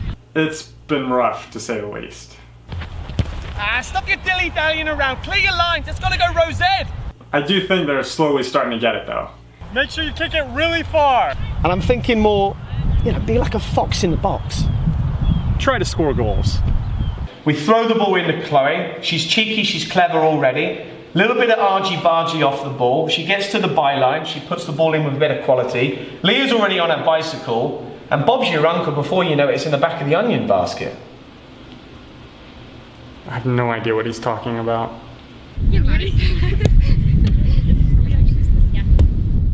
Back here at Henley Field, third thrown by Christian Calleja. 2 hits, runner on base is his responsibility. 2 walks, 3 strikeouts, 57 pitches left with a hamstring cramp or strain, left hamstring injury of some sort, and a call to the bullpen for the Spartans. Oh, and that'll be Shane Bickle, forward number 41. And Bickle this season has made 14 appearances. He's made 1 start. He's 2-3 on the season with a 2.43 ERA, 32 strikeouts in 33 1/3 innings pitched. He's got 6 saves. He has not pitched since a 5-4 loss against Florida Southern on May 11th. So it's been 11 days since he's pitched. Haven't seen him at all here in the tournament. Pitched an inning and 2/3 in that one against Florida Southern. Gave up 3 hits. Got knocked around a little bit by the Mocs, so he'll be looking for some redemption here in his first appearance since then. A little bit more on that Florida Southern series. Mocs picking up 2 out of those 3 games. That's the reason that we're here at Henley Field. We've talked about it throughout the regional. Mocs do not win 2 out of 3 games in that series. This regional may be in Tampa. It may have been in Mississippi with Delta State. But Mocs moving up from 3-1 in the rankings, surpassing both Delta State and University of Tampa. Picking up that series win was huge, and the reason that they have the #1 seed. Well, there was a lot of talk of who should host it. Should it be Delta State? They were 40-9. They had the best, record in the region. Florida Southern, though, really impressive resume, 39-9-1. Probably would have been 40-9 without that tie in the regular season. But I think the way they seeded the teams in this one by jumping Florida Southern from the 3 to the 1, what their committee is saying, and leaving Tampa at the 2, is saying it came down to the winner of that series right there. And that shows a lot of respect for the Sunshine State Conference and the quality of baseball that's played in the conference and how that helped the strength of schedule for those 2 teams. 0-2 now the count on Broussard after that swing and miss. And as you were saying, Ryan, the strength of schedule is what it comes down to. Although all 3 teams very impressive and played very well over their respective seasons, it did come down to that final series. And that one Mocs tie came on an injury to the home plate umpire in the 7th inning of a scoreless game started by J.J. Negro. Strike 3 called on Broussard, who had the tough duty of facing a new pitcher midway through an at-bat and didn't really get much of a chance. Retired on 2 pitches thrown by Bickle. A 3-pitch strikeout of Broussard. 2 away in this inning now. Trey Pittman up. He struck out in his only at-bat so far. Run on first. Luke Yancey walked with 1 out in the inning. Now 2 away. And all these teams really neck and neck, although Delta State already eliminated as that ball is going to be hit off the knuckles, shallow to the infield. It's going to get past the third baseman as he overruns it. Miller expecting that ball to bounce up higher than it did. Stayed down due to the moist and damp ground in the infield, although most definitely playable. Obviously, the ground's still saturated to the point that that ball's not going to hop up, so he misplayed it. Ball slid under his glove, and then he slipped and slid himself trying to stop his momentum. That'll be ruled an infield single for Trey Pittman. Runners on first and second now with 2 outs. Oh, this is the first time that we've really seen any pitcher in really any trouble in this game. Runners on first and second. 2 outs, though, for Tampa, so a good opportunity to get out of it, but a base hit here is going to probably plate our first run of the game. Hunter Sykes up, the shortstop, grounded out to short, his first at bat, and he's going to hit the first pitch to short. Slow roller, going to be a tough play. Throw by Galley to first is going to be in time, beating Sykes by just a step.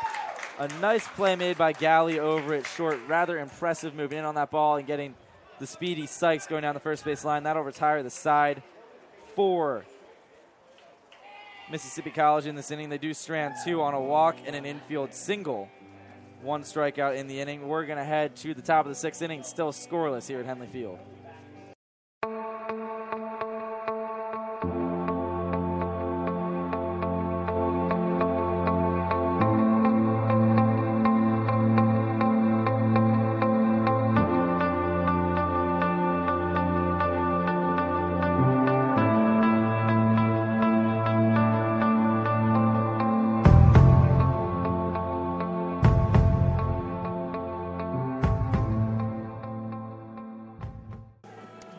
And we are back here at Henley Field. Andrew Pauling, Ryan Bauer with you guys in this still scoreless matchup.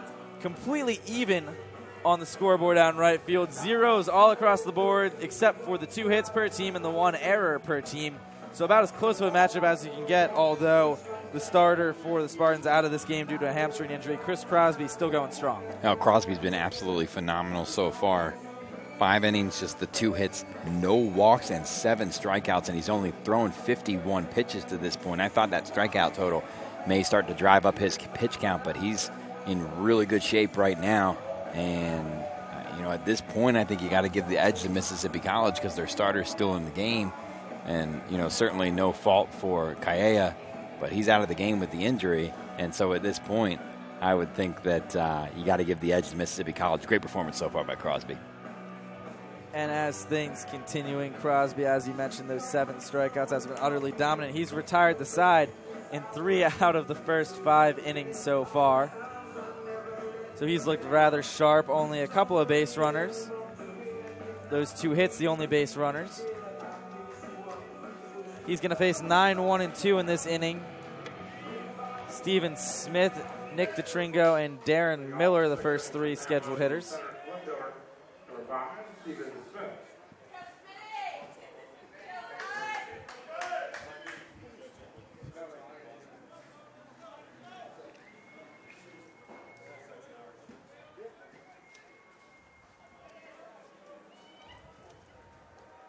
First pitch of this inning is going to be bunted down the first base line, playable for Crosby. He's going to underhand the ball to first, not in time. A poor decision made by Crosby, trying to underhand that ball almost 60 or 70 feet down the first base line. Definitely should have tried to throw it.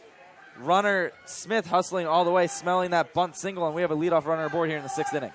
Well, this is huge for Tampa right here, and I think if you're the Spartans, you may want to consider putting the runner in motion and trying to manufacture something right here, but just a mistake there by Crosby, and that could prove costly. Smith on the season, 15 stolen bases, and only caught stealing 1 time. Tampa as a team's only been caught stealing 6 times all year, like we talked about earlier. Pretty incredible. A little bit of a conversation between the home plate umpire and the Spartans dugout. Presumably something said that he didn't agree with or didn't deem appropriate. I'm not really sure what that could have been either. I mean, I didn't hear anything. There wasn't even a pitch. I didn't hear anything from here, although we do have headphones on, so quite possibly could have missed it. Maybe someone just getting a little bit excited on the bunt single by the number 9 man, Smith, having a runner aboard with the top of the order and nobody out for the Spartans. A little excitement can play in these things. Runner does go. Pitch is taken, and the throw to second is going to be not in time. Smith in safely with a stolen base. Throw goes into center field, but good backup by Yancey coming in on the throw to cut it off. 0-1 the count on DeTringo now, and as you said, Ryan, put the runner in motion, and good things could happen. A runner in scoring position now for the Spartans. Well, this is the first time that really for Crosby we've seen any pressure put on him now with no outs and a runner in scoring position. And nothing to blame but himself on that little defensive miscue. Not an error, but a little mental mistake choosing to underhand a ball to first base when throwing it overhand, or at least putting some heat on the ball would have gotten the runner. Well, I don't know if you do it with 1 strike here, but maybe you bunt this guy over. That's what they're going to try to bunt him over. Pulls back, a called strike on DeTringo. He's behind 0-2. There goes the bunt. Yeah, that was right down the middle, so the Tampa fans obviously don't agree with that call, but it was right down the middle. It was a strike, But if you don't think you can get the bat on it and get a good bunt, pull it back. Yeah, that's your prerogative and your choice as a batter. very little chance they still keep the bunt on it, but they're going to, as DeTringo was going to square around anyway. Maybe Coach Urso, one of those coaches that if I tell you to bunt, you're going to bunt. I don't care if you have 2 strikes. There are some coaches with that mentality that, guess what, you've got 2 strikes, now you really better get the bunt down.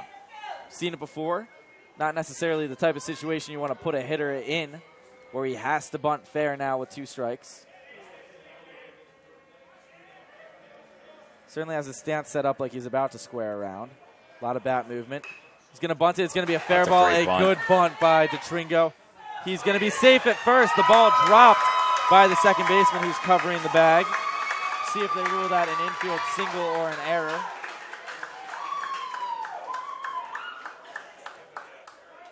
They're going to rule that an error on the second baseman dropping that ball. Error on Barber. 4 runners on the corners now with nobody out, and the Spartans are threatening for the first time in this ball game. Well, put the ball in play. Good things can happen. Other teams can make a mistake, things like that. So a risky decision to bunt on an 0-2 pitch pays off. Runner reaching on an error. See if they're most definitely going to try to send DeTringo now at first to try to get 2 in scoring position with nobody out. See what Hunter Miller does. DeTringo is going on the pitch. The throw down to second is going to be in time. DeTringo tagged out on the heel. And John Urso is going to go out and argue with the field umpire. Or Joe Urso. My apologies. Hard to tell from here. We don't exactly have a great angle. Obviously, there's not a video replay, but to me, the throw looked as though DeTringo would be safe, but a great tag applied by the shortstop Sykes on the leg of DeTringo. I believe the tag of the leg was before his hand reached the base. Although it looked most definite that he would be safe, the quick tag just going straight down and catching him on the leg, I think he was far enough in front of the bag that that tag was applied before the hand reached the base. It was a bang-bang play either way. Yeah. Well, you're still in good shape, though, if you're Tampa. It's a 1-0 count. You got 1 away. Sacrifice fly brings in a hit run. You'd be up.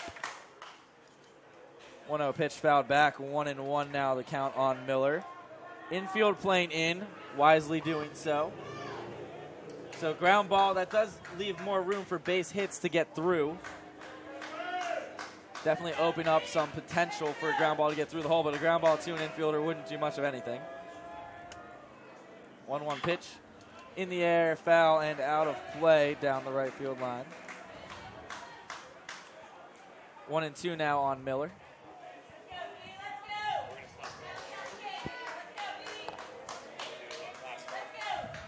Miller trying to go presumably the other way. A little bit more room for a base hit, but although with how far in the infield is playing, any ball hit on the ground has a chance to get through this infield. 1-2 pitch. Check swing, did he go? He did not on the appeal. 2-2 count evens up. Crosby, this would be a huge strikeout for Chris. It would be his 8th of the game if he gets it.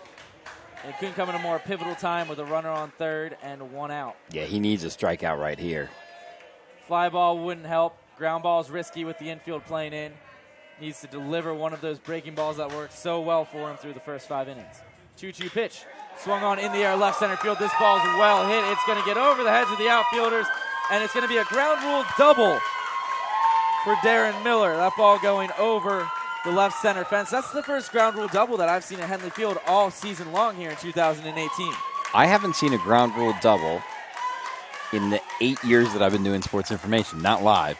Have I seen a ground rule double in baseball? So that is the first time I've seen one in college baseball. But first run comes across for Tampa. Tampa up 1-0 on the ground rule double by Miller. Steven Smith coming around to score the first run of this ball game.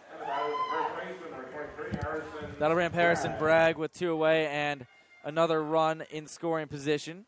Miller on second. Bragg's 0 for 2. He's popped up to first base, also popped up to the catcher.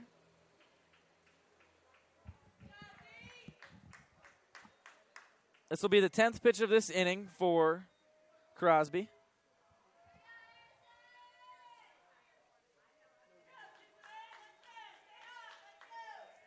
First pitch to Bragg, chopped foul, 0-1.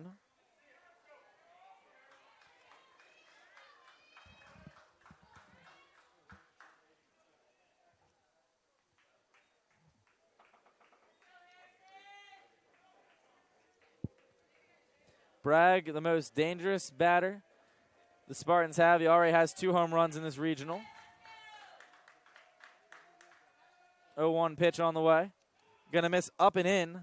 The 1-1 count evens up to Harrison.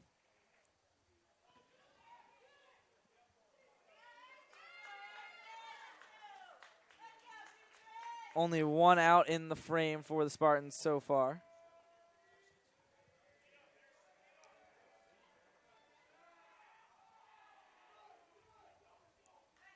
Spin move, no throw, though, by Crosby.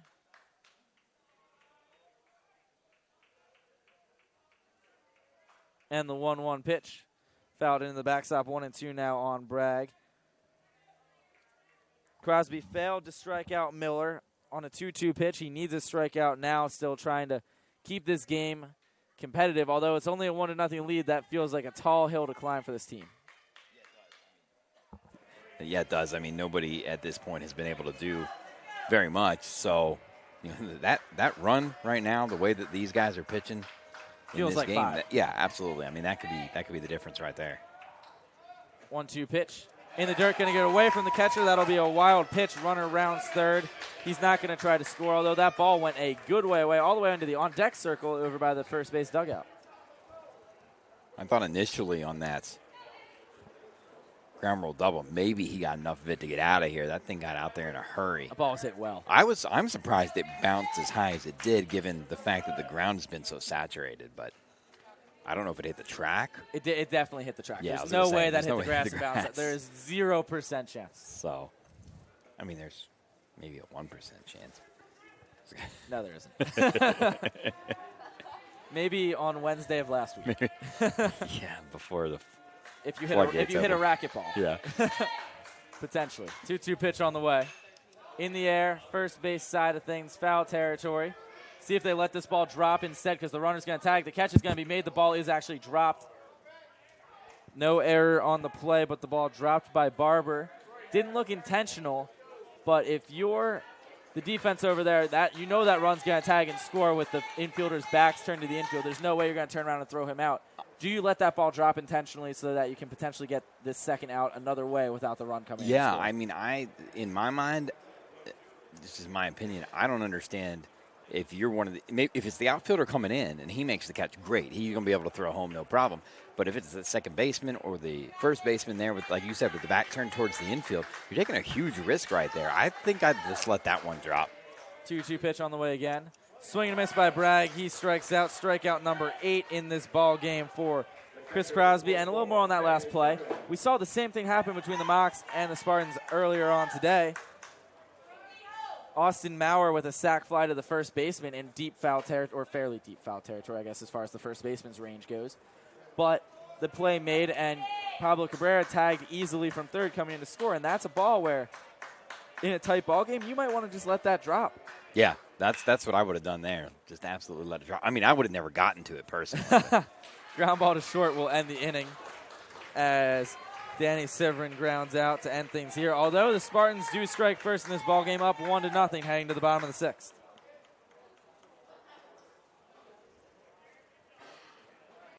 Court to court and lane to lane, under the lights or under the sun.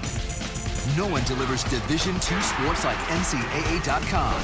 The center of D2 is inside the NCAA.com hub, with exclusive highlights of every sport and live broadcasts of every Division II championship found nowhere else. Make NCAA.com yours, the home of Division II college sports. And we're back at Henley Field. Andrew Pauling, joined by Ryan Bauer in this 1-0 well-played game overall. Great pitching matchup so far, although the starter out, Christian Calleja, due to injury. Shane Bickle came in for relief. Got the 2 outs he needed in the 5th inning, although only on 4 pitches. So he's still fairly fresh. He's going to face the top of the order for the Mississippi College Choctaws. Kyle Smith, Grant Barber, Blaine Krim, the first 3 hitters scheduled to appear for the Choctaws in this inning. Still only an hour and a half into this game. Things continuing their fairly quick pace of play so far. Smith walked and grounded out to the first baseman. So 0 for 1, although he has reached base.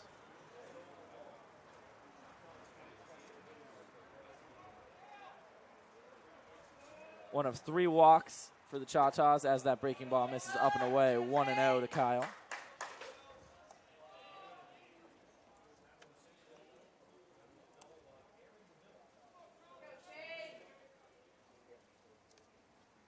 One 0 pitch on the way. Gonna miss a little bit low. 2-0.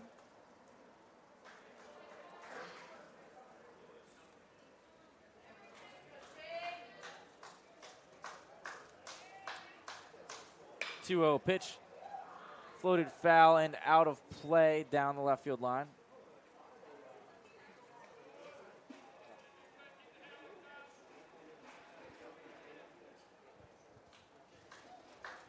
Two and one now, the count on Smith. Still ahead.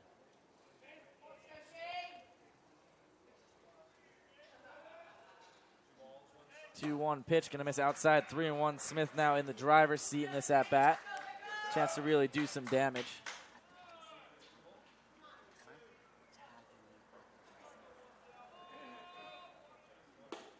Three-one pitch, gonna miss high and away. Ball 4 to Smith. Leadoff man aboard in this 6th inning for the Choctaws.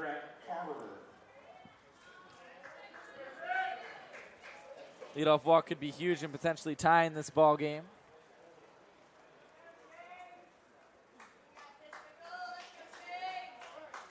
Grant Barber now up. He grounded into a double play in the first, grounded out to the first baseman back in the 4th. He's 0 for 2.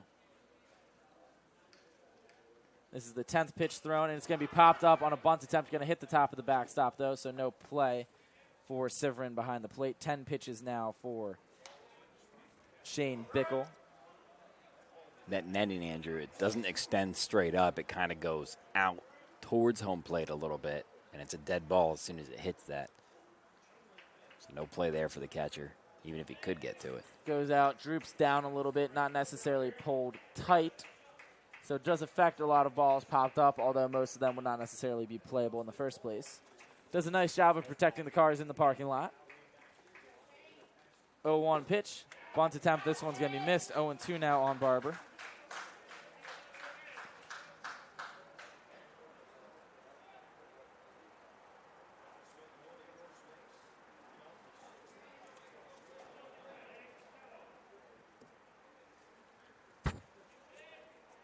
See if they keep the bunt on 0-2. We saw that already earlier in this game. They do keep the bunt on the 0-2 pitch, and it is going to be a ball, 1-2, although it didn't look as though Barber pulled back the bunt attempt in time.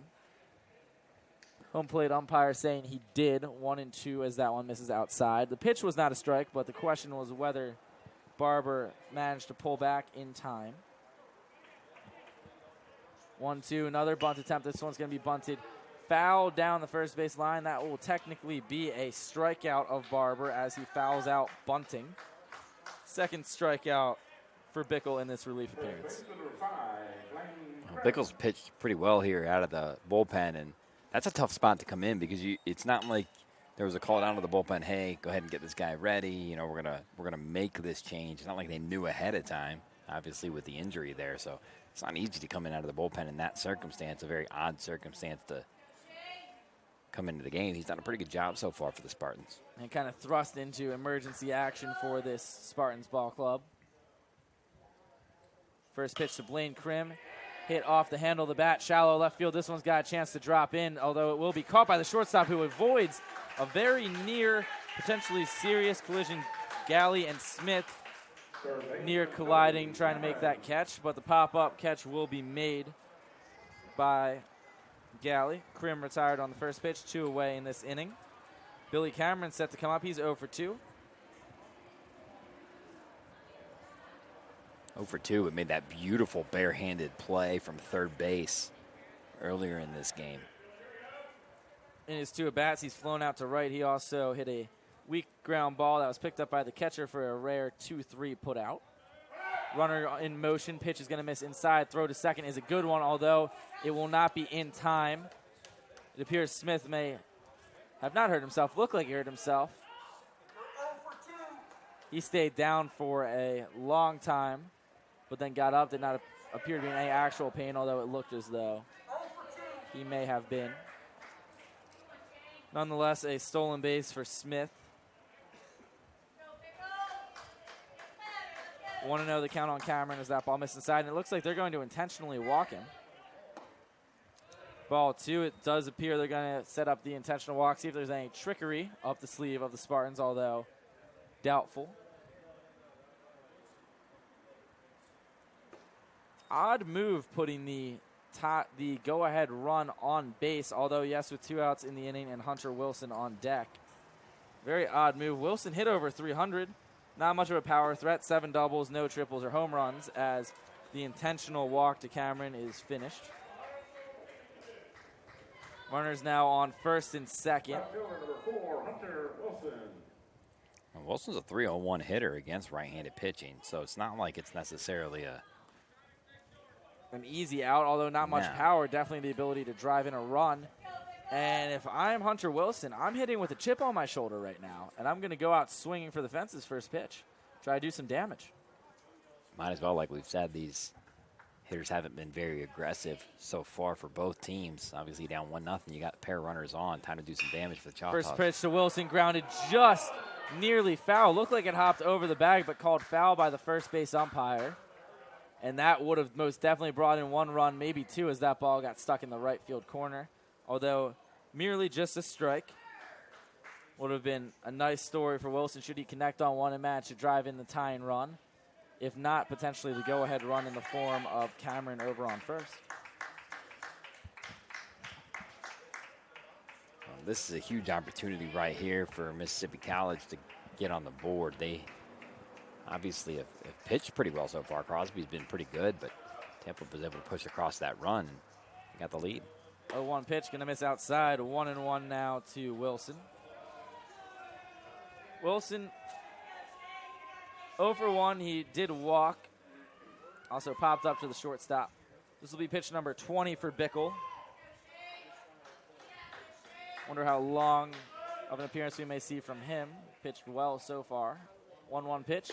Breaking ball, called strike, 1-2. Bickle now ahead of Wilson.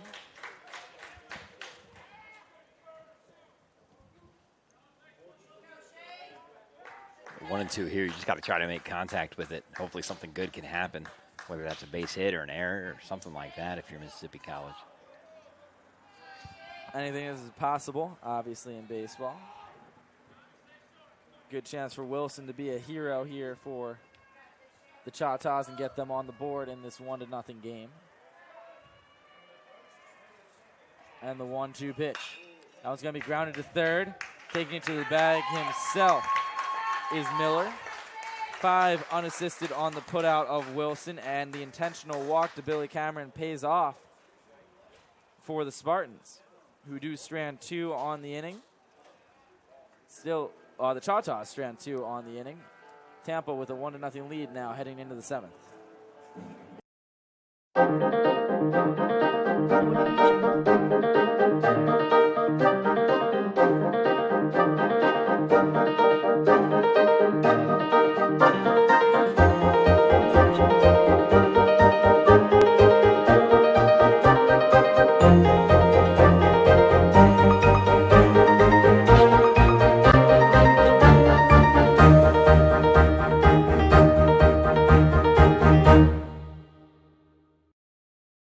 We are back here at Henley Field in this rather well-played game so far between the Choctaws and the Spartans. It looks like there is going to be a pitching change for Mississippi College.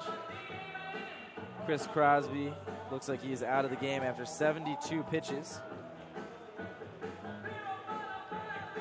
8 strikeouts, no walks, 4 hits, 1 run in. That run was allowed.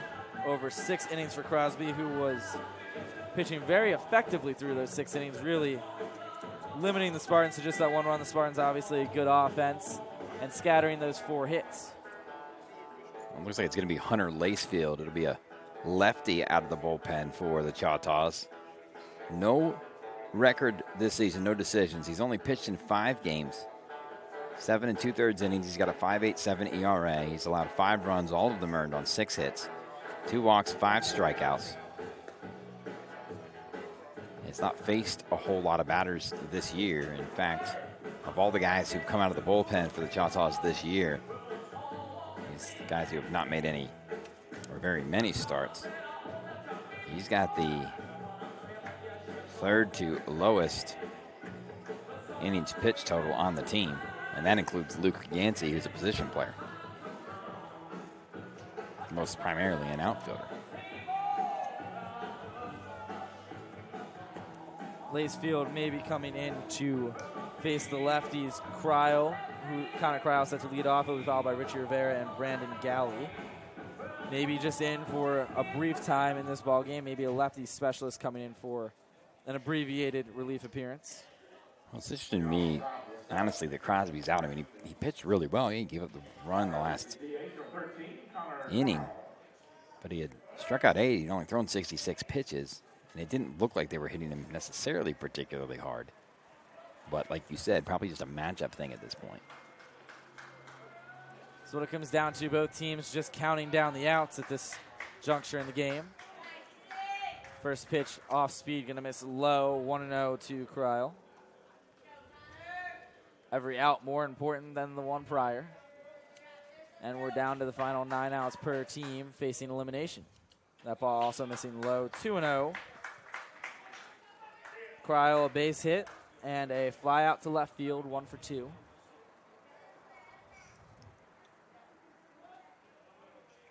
Well, I think if this score holds, Andrew, this is going to set up the matchup that I think everybody came into the regional wanting to see. As that ball popped up foul territory down the right field line, out of play. First baseman giving chase, not able to make the play. 2-1 now on Cryle. And as you're saying, Ryan, yes, the matchup we all want to see between potentially Tampa and the Florida Southern Moccasins in the championship game, or games if second game need be played.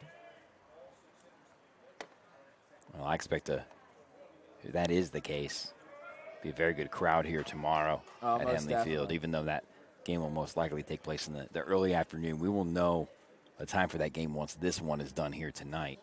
2-1 pitch, chopped foul, counting out 2-2. And we will update you guys on those times. Check whichever team ends up winning, check their social media account if you plan on tuning in, as well as the social media for the Florida Southern Moccasins. You can check us out on Facebook, Twitter. We're going to put the update on all forms so you guys can know. We'll not necessarily know during the time of the broadcast, but we will let you know shortly thereafter. We do have to anticipate the potential of playing 2 games tomorrow. So I'd imagine sometime as he is hit by that pitch, Cryle aboard for the second time. I'd imagine the game would start at noon if I had to give my best guess based off the information that has been relayed around to us. But we are unsure of the specifics. Start time in that game to be determined. Or start time for game 1 tomorrow would be to be determined. Although it could be as early as 10 o'clock, I do not anticipate it starting later than noon, as we may have to play 2 tomorrow. First pitch to Rivera is going to miss inside. It's going to get away from the catcher. Runner going towards second. He's going to get in safely. That'll be a wild pitch, allowing the runner to advance. Lacefields looks shaky with his command. Looks like a junk ball lefty from what I've seen so far. Not really any overpowering heat, but a lot of pitches with a lot of movement, although he's only thrown 6. Well, that can be tough to deal with if you're a hitter, but if you are a pitcher like that and your control's not on, that can be very, very problematic, and that's what we've seen here in the early going. Guys without that plus stuff as far as velocity goes, generally relying on locating their pitches well and getting hitters to chase just a little bit off the plate. And you don't have to overpower guys in order to get out to be an effective pitcher. Greg Maddox never overpowered anybody. He just placed everything really, really well. There's a lot of guys that can throw hard, but they aren't super effective. 1-0 pitch. Bunted fair. Pitcher's going to take it himself. Throw to first is going to be not in time. Runner safe. A bunt single for Rivera. Runners now on the corners with nobody out. And to add to your point there, Ryan, Bartolo Colon's 45 years old. He's still pitching in the big leagues. He's not overpowering anybody. He's still pitching fairly effectively. Yeah. we have guys like, Joe Kelly that can throw. I know you're a Red Sox fan. I'm sorry. That can throw 100 miles an hour, but can't hit the broadside of a barn. So can't effectively get people out. Neither can anybody in that Red Sox bullpen right now, except for Craig Kimbrell. So sorry to bring up a potentially sore spot for you. I didn't realize until after I said Joe Kelly that I was talking to a Red Sox fan. Just kind of clicked. I'm like, I mean, you think about how many guys throw hard and they flame out and they don't have control. But yeah, it can be just as effective to locate well with average velocity as it can be to be sporadic with plus velocity. Sometimes more effective in the long run to locate well with average velocity. And as you said, great example of that being Greg Maddux. Maddux, if you're looking for a little bit more of a modern example, Dallas Keuchel was not overpowering anybody either. No, he's got a Cy Young.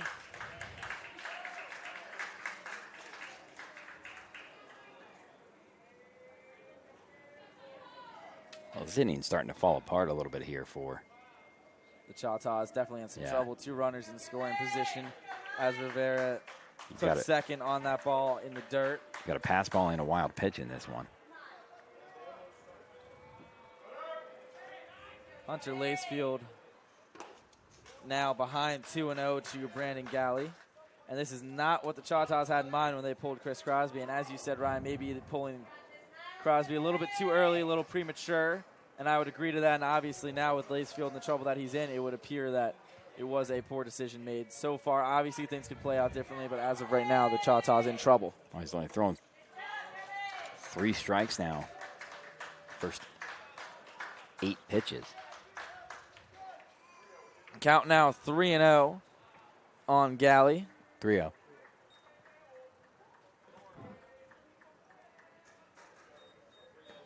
And a called strike on the 3-0. Galley taking all the way. Lacefield in quite the predicament. Trying to hold the Spartans to a 1-0 lead. Andrew's got the yawns over there. I feel the same way right now. I am sorry. 3-1 pitch is fouled back. I've been trying to suppress them this entire game, and everyone else in the staff has been out here just as long as I have today, everyone being out here at 6 in the morning. So it has been a long day for everybody and trying to suppress the yawns for the sake of the broadcast. Doing the best. Occasionally one just slips out mid-sentence, so my apologies.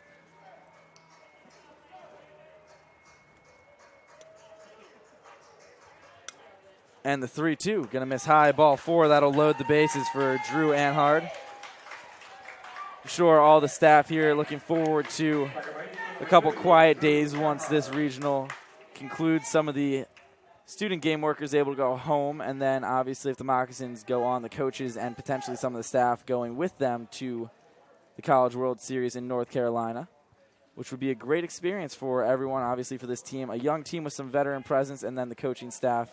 And anyone who gets to go, that would be something really special. Not everyone gets that opportunity in their time in college. Well, in the way the Moccasins are playing right now, they've got a chance to do some damage once they get out of, if they can get out of regionals. We're going to have another pitching change here for Mississippi College with the bases loaded.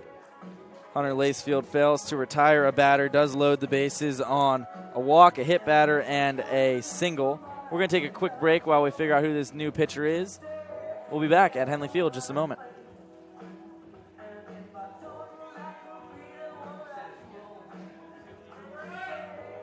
% of college women who are raped tell no one about the assault. It is estimated that only 5% of sexual assaults on college campuses are reported. 4 out of 5 rape victims suffer from chronic physical or psychological conditions. If you are a victim of sexual assault, you are not alone. If you have experienced domestic abuse, you are not alone. If you don't know what to do next, you are not alone. If you are scared of retaliation, you are not alone. You are not alone. You are not alone. If you are a victim of sexual assault, you don't have to be alone. Report any instance of sexual assault to justask@floridasouthern.edu or call 863-680-6221.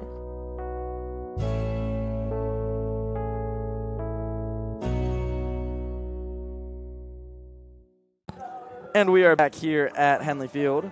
Pitching change for the Choctaws. Brandon Kennedy in to pitch from Mississippi, Philadelphia, Mississippi. That confused me there for a second. I'm from originally near Philadelphia, Pennsylvania, as Ryan is, and I had to do a triple take as I saw not PA next to the name or next to the city Philadelphia, so that was rather odd to see. Sorry, a little bit of a flashback there for the two of us. Ryan, you have stats on Brandon.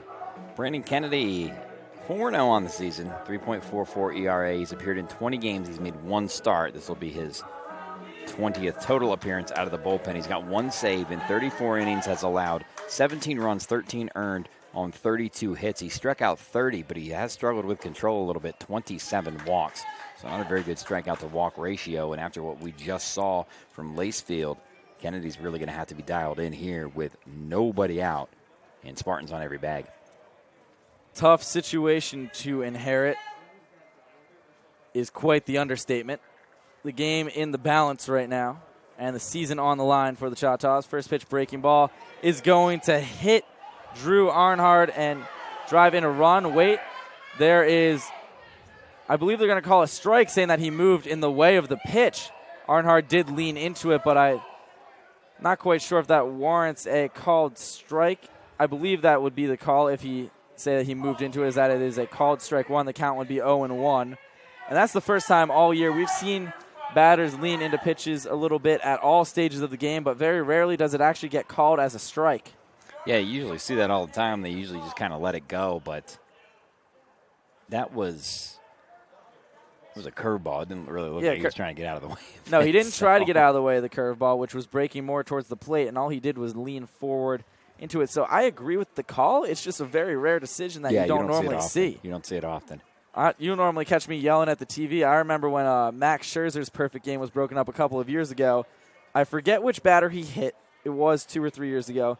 But he hit somebody with 2 outs in the ninth and 2 strikes. And the guy kind of leaned in with his Evo shield on his elbow, and I went ballistic, saying that they should have called strike 3 and ended the perfect game because he leaned into the pitch. So it is a call that you like to see sometimes, but very rarely is it actually made. Nonetheless, the count 0-1 on Drew Earhart, and Tampa's fans are less than pleased, to say the least. He's calling it a ball. It's 1-0. How is he call? Wait, hold. Okay, now I'm just outright confused. That's what I'm that makes zero sense. How can that be a ball? Right. That's not how the rules work. Well, it's 1-0, so we'll see what happens the rest I'm of the way. 100% lost, as that ball's going to be grounded through the hole. Nonetheless, the play does not matter, as 2 runs are going to come in to score on the 2 RBI single by Drew Earhart, who gets his vengeance against home plate umpire.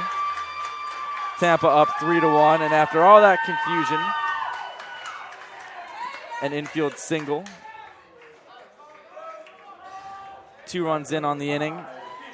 Runner still on first and second for the Spartans, who now have a 3-0 lead, which is once again, feels a lot larger than 3-0. Yeah, it feels almost insurmountable at this point if you're Mississippi College. They've only got 2 hits, so.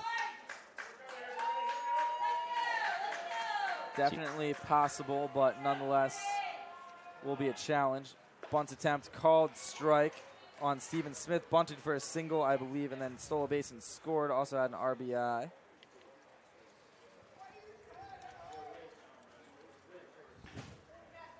Cryle and Rivera both coming around to score on the single, while Galley himself advances to second. Going to be a bunt, a ball that is going to stay waiting down the line. They're going to call it a fair ball. The ball ends up literally lying on the first baseline. Not much that Krim could do over at first. He played it. It looked like it would stay fair by a wide margin. Ended up catching the lip on between the grass and the dirt. Rolls and ends up standing just on the line for a fair ball. A little bit of luck for Stephen Smith on a bunt single, which reloads the bases with Galley advancing to third and Earhart advancing to second. Well, and the chance now for Tampa to blow this game wide open. Be interesting to see what happens here. I think that's a play where you've got to maybe be aggressive with that one and try to get the out, because that thing was bunted pretty well inside the line there. Off the bat, you would assume that ball would stay fair, and those are do-or-die plays as an infielder with a speedy base runner. Base is now loaded for Nick DeTringo, the leadoff man, who takes ball 1 low. This is a bad situation, though, right here, if you're a fan of the Choctaws. 2 instances with the bases loaded. Last time, single through the left side brought home 2. Called strike on the Tringo. 1-1, count evens up. This will be a tough jam to work out. I really need to stop the bleeding. Those first 2 runs go to Hunter Lacefield's line. The third runner on for him is on third. The ball is going to be grounded to third. Thrown home to retire Brandon Galley, who gets out at the plate. 1 away now for the Choctaws defense. Well, for Mississippi College, that was pretty much the perfect scenario right there. That was best case scenario for them. Slow chopper to third. He's able to throw home, get the force out easy. 5-2 on the fielder's choice. Smith advancing to second. Earhart advancing to third. That does close the line for Hunter Lacefield, who doesn't get an out in the inning, though. Gets 1 hit, 1 walk, 13 pitches, 2 runs in, both of them earned. Now the base runners responsible are courtesy of Drew Earhart on third. The base runners are Brandon Kennedy's at this point. 0-1 the count on Darren Miller. Breaking ball misses low. 1-1 now the count. Good double play situation. Single would score another 2 runs and really start to blow this game open. Already 3 hits in this inning for the Spartans. 1-1 pitch. Check swing, did he go? Yes, he did on the appeal to the first base umpire. 1-2.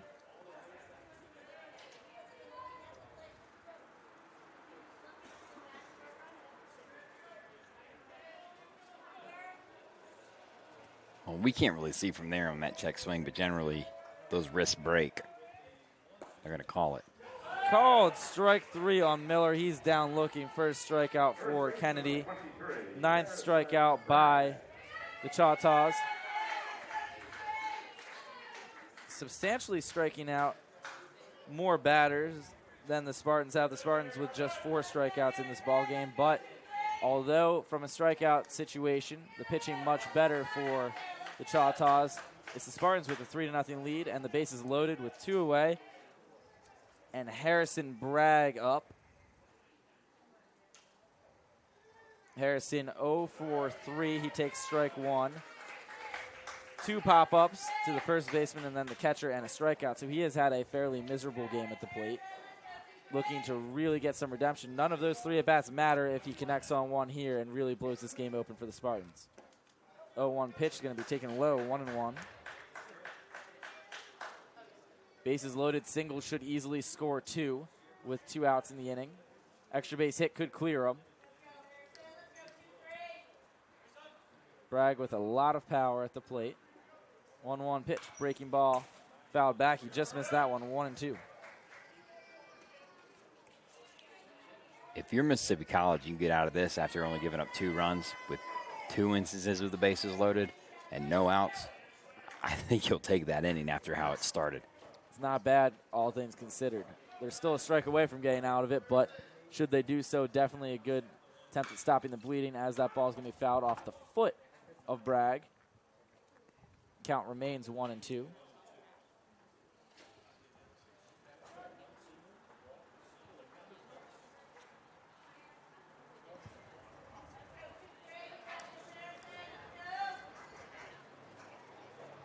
Harrison 332 this year, so good average to go along with those 20 home runs and that substantial power.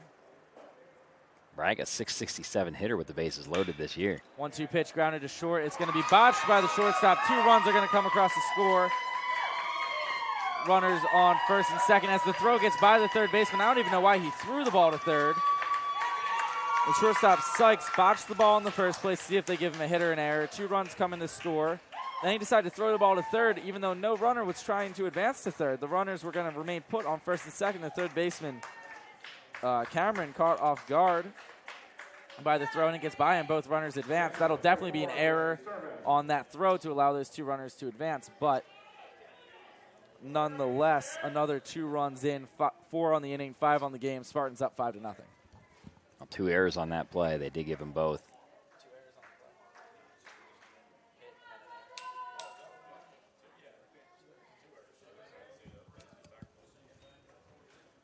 And they are going to rule it a 2-error play for the shortstop, Sykes.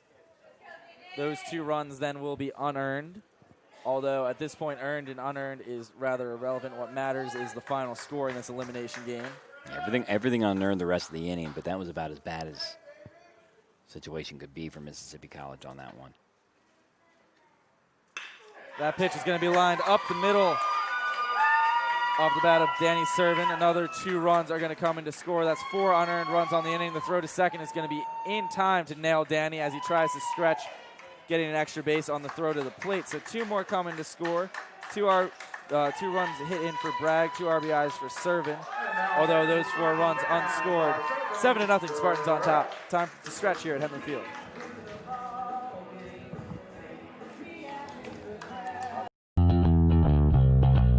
My name is Nate Carson, and I'm the esports head coach here at Florida Southern. Esports is competitive gaming at the highest level, specifically at the collegiate and the professional levels. For our first semester, we'll be fielding 2 teams, one for Hearthstone and one for League of Legends. League of Legends is a 5 versus 5 MOBA, which stands for Multiplayer Online Battle Arena, where 2 teams try to destroy the other team's base. And Hearthstone is a competitive card game where one player plays against another player and tries to destroy their hero. It really helps to have a centralized location where all of our students can come and actually meet in person. Before we had the arena, all of our players and the people interested in competing on the Florida Southern team were gaming from their own rooms. Having an arena really fixes that problem. It's kind of like having a business, but all of your coworkers are like miles apart, and it's really hard to get work done because you don't really have like an office or a space to do anything. It's kind of become our home for our students who love gaming. The long-term goals of this program are to build a community for their students who are interested in gaming, because this is something that they love, and now that we have this arena, they have a place where they can game.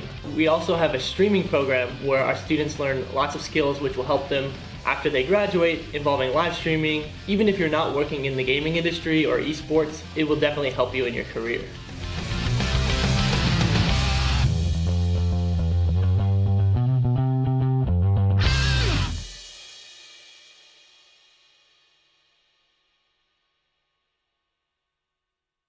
And we're back here at Henley Field. Spartans up 7-0 after a 6-run 7th inning. Only 2 of those runs were earned in that inning. Only 3 of the 7 have been earned in this ball game. And that defensive error proving extremely costly for the Choctaws. And it looks like a new pitcher for Tampa, I believe. Number 6, Tyler Beck in the game. Beck 7 appearances this season, no decisions, 8 2/3 innings pitched. He's allowed 14 hits, 8 runs, all earned, 4 walks, and 10 strikeouts. His ERA 8.31, but he's in there with a pretty sizable lead. So this may be one where it's a guy we haven't used very much. Let's save the rest of the bullpen by tossing him out there to eat some innings up. Inning and 2/3 for Shane Bickle, 21 pitches. No hits. Obviously no runs as the Choctaws have yet to score.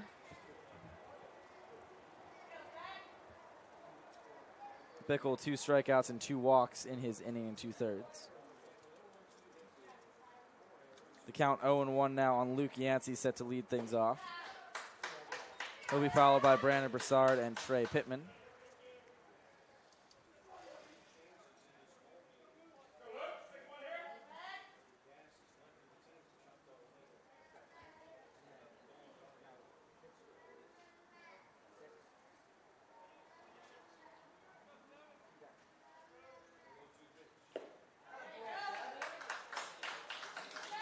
And a strikeout of Yancey, striking out on 3 pitches to start things here in this bottom of the 7th inning. A quick strikeout for Tyler Beck into this ballgame, bringing up Brandon Broussard. 0-for-2, pair of strikeouts.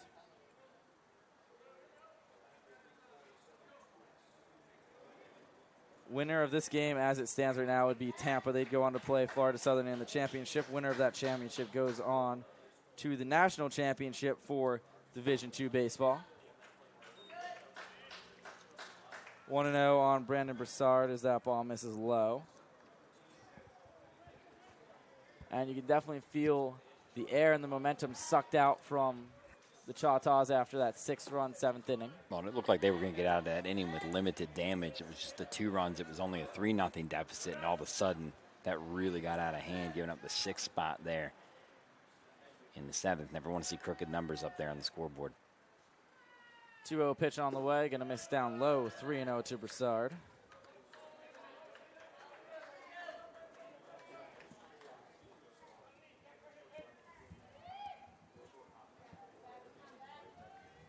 On deck is Trey Pittman as the 3-0 pitch is called for a strike. 3-1 now on Brandon. Choctaws trying to find some life, although they've only mustered 2 hits. They have made 4 errors defensively. This ball game really getting out of hand after things in the top of the 7th, and what was a rather evenly played game. Count now runs full on Broussard, 3-2.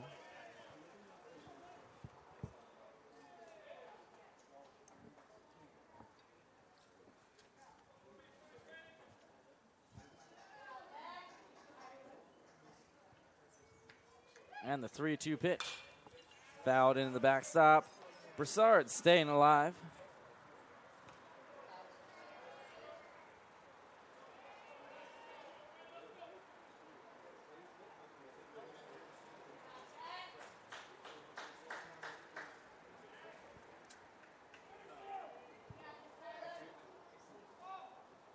Three-two pitch. Again, this one going to miss inside to Broussard. He draws a 1-out walk. Trey Pittman coming up. Pittman 1 for 2 with a single and a strikeout.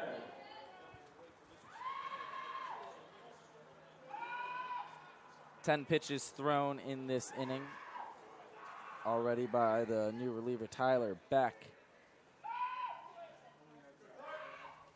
Spartans now probably trying to save some of their top arms for potential 2 games they would have to play tomorrow against Florida Southern in order to advance. Although Florida Southern with that huge advantage, only having to win 1 game to advance to the national championship. When you're looking too, you could bring Logan Browning back on what would end up being pretty much, full rest for him tomorrow.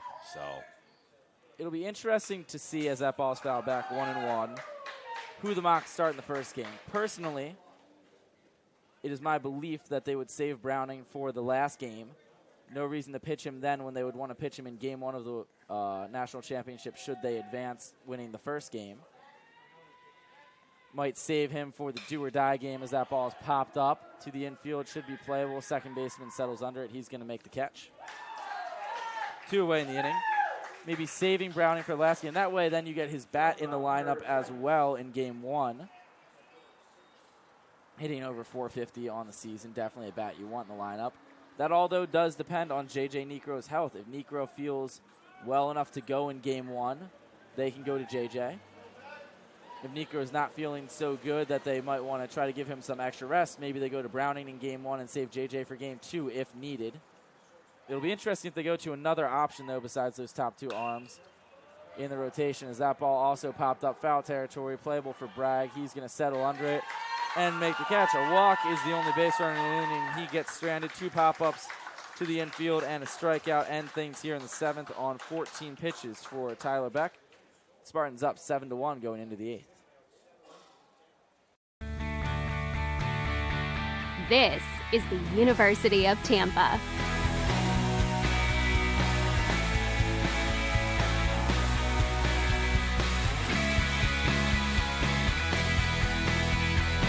Explore your dreams. Discover your talents. Get ready to invent, innovate, and be a leader. This is the University of Tampa. Welcome back here to Henley Field as we head to the top of the 8th. It's Tampa 7, Mississippi College nothing. Huge top of the 7th for Tampa as they played 6 runs and they are in total control of this game here. Ryan Bauer with you. Andrew Pauling will be back with me in just a couple of moments, but happy to bring you this 10th game Actually, game number 11 we're on of this regional. Winner of this one will go on to face Florida Southern for the right to advance to the national championships in Cary, North Carolina. That starts on Saturday. Winner of this region, we're not playing until Sunday, so a little bit of a break. Kennedy's going to be back out there on the mound for the Choctaws. As they trail 7-0, they've been pretty anemic on offense, just 2 hits so far. And the 4 errors committed by Mississippi College has really hurt them in the field, as only 3 of the 7 runs that are on the board for Tampa are earned. So that's been tough. Kennedy is out there again for the Choctaws, and he will be facing Connor Cryle. Cryle is 1 for 2 today, runs scored. He singled back in the second, flew out to left field in the 4th, and was hit by a pitch during that 6-run 7th, and then came around to score. Andrew, welcome back. Thank you. Taking a brief break from the press box as strike 1 taken by Connor Cryle. 0-1 now the count. Yeah, those errors I was talking about before you got back here have really hurt Mississippi College in this one. Oh, most definitely leading to those several unearned runs as the count now 0-2 on Cryle. And that's really the difference in this game. Things now rather out of hand. You hate to say that you're counting down the outs towards elimination, but with the way that the Choctaws have looked so far in this ball game, as that ball just misses outside, 1-2 now to Connor. Really needing to get some life, and they need to do it quickly because they are down to their final 6 outs. That's just a fact. They're down to their final 6, and if something doesn't click soon, then sooner or later they will run out of time. Yeah, they've struggled all game long to string anything together. 2-2 now to Cryle, as that one also missing outside. We've seen bigger comebacks. It's definitely possible. It's been done before. Just at this point, you wonder if there's any life left after just how long of a day it has been for both these clubs. Swing and a miss by Cryle. He's down on strikes. Well, tough also for Mississippi College. You're coming off a really gritty, emotional win over an arch rival, an in-state rival in Delta State. That was a big win for Mississippi College, but that takes a lot out of you when you play a game like that. Bust back over here, have to play a team the caliber of Tampa. It's tough. And Tampa getting at least a few hours of rest in between their games, although they did have to travel to Tampa and back. Breaking ball inside is going to catch Richie Rivera. He's hit by a pitch now, and he will reach first with 1 out in the inning. Brandon Galley now coming up. Galley 1 for 3, pair of strikeouts and a single.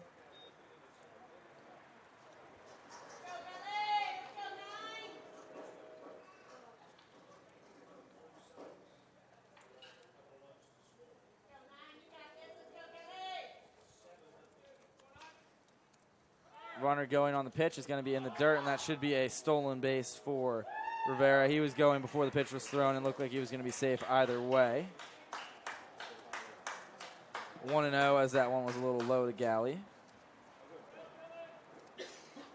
This game now a little bit north of 2 hours played in time.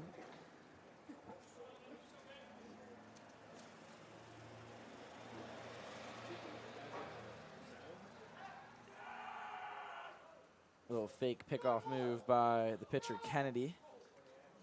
Just trying to keep his team within relative striking distance.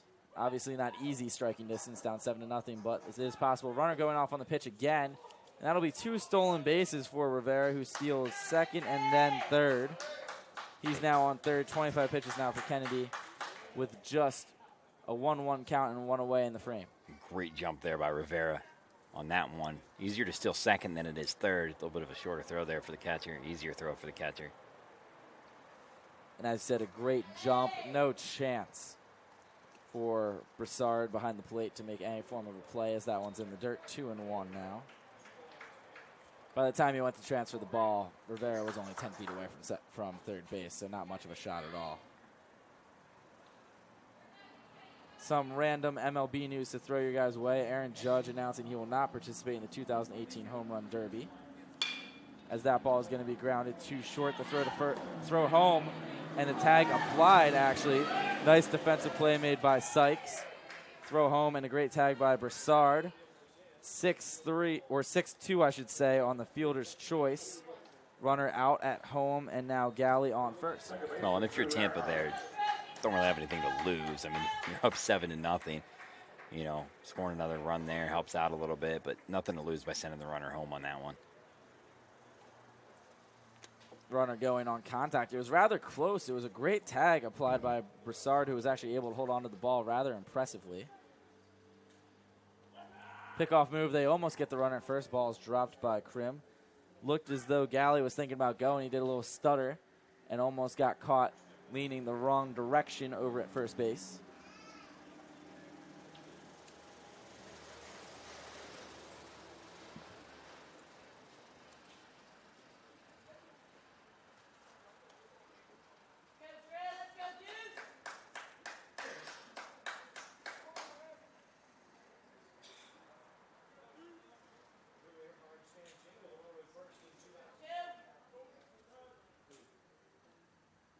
And the first pitch, runner goes, though. Breaking ball called for a strike, and the runner will reach safely. Looks like he's going to overslide the bag, and he does.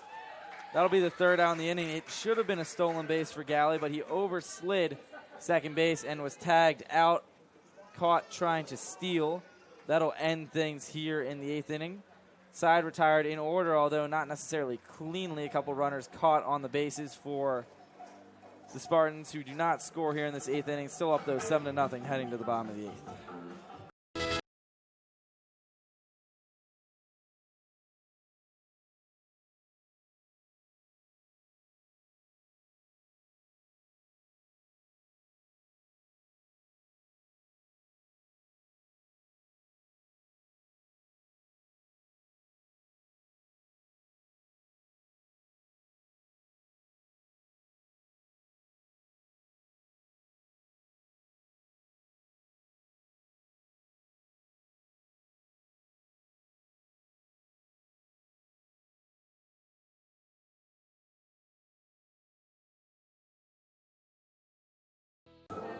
And we're back here at Henley Field. Andrew Pauling, Ryan Bauer with you guys. Tampa has a new catcher behind the plate.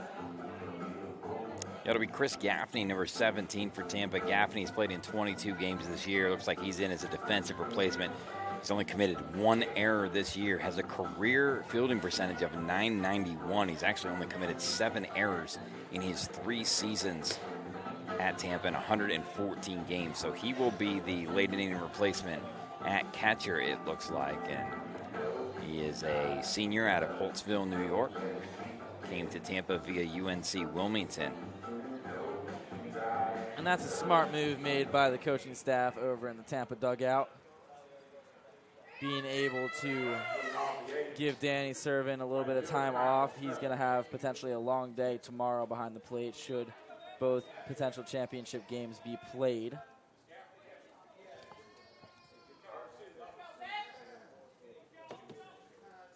First pitch at the bottom of the 8th inning coming, and the top of the order due up for the Choctaws. Foul ball by Kyle Smith. He's behind 0-1.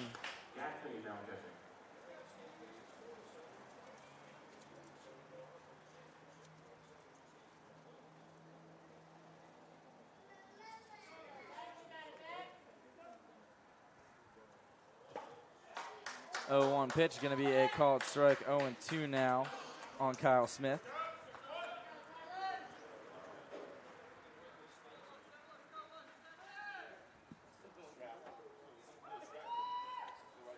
And the 0-2 is going to miss a little low. 1-2.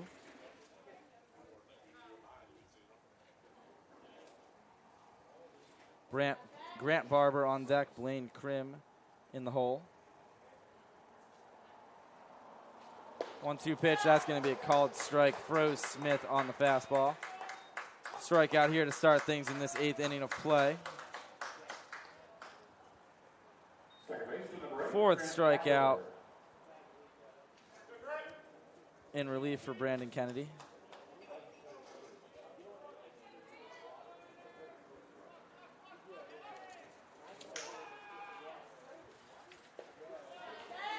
And a called first strike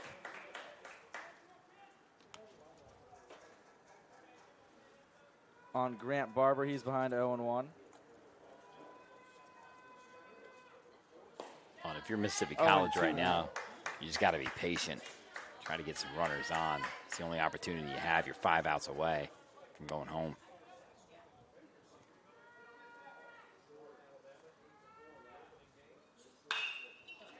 Ball's going to be snagged by the third baseman.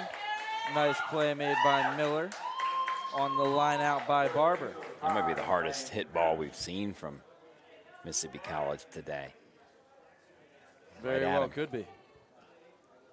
Sometimes that's the luck of the game, though, where you're going to hit a ball right on the screws, get nothing to show for it, but then you can go ahead and hit a little dribbler 15 feet in front of the plate and get a base hit.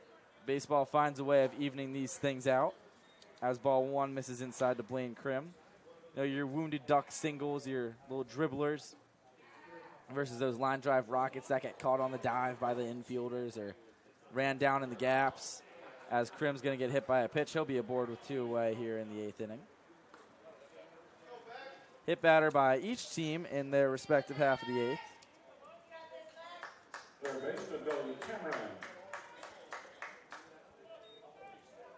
And a reminder, the winner of this tournament will go to Cary, North Carolina for the D2 Championships. That's May 26th to June 2nd at the USA Baseball National Training Complex. That is a beautiful facility up there in Cary. Absolutely incredible. And the first pitch to Cameron.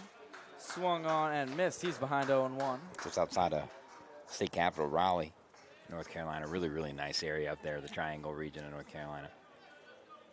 Chapel Hill not far away. Durham's not far away. 0-1 pitch, a called strike. 0-2 now on Cameron.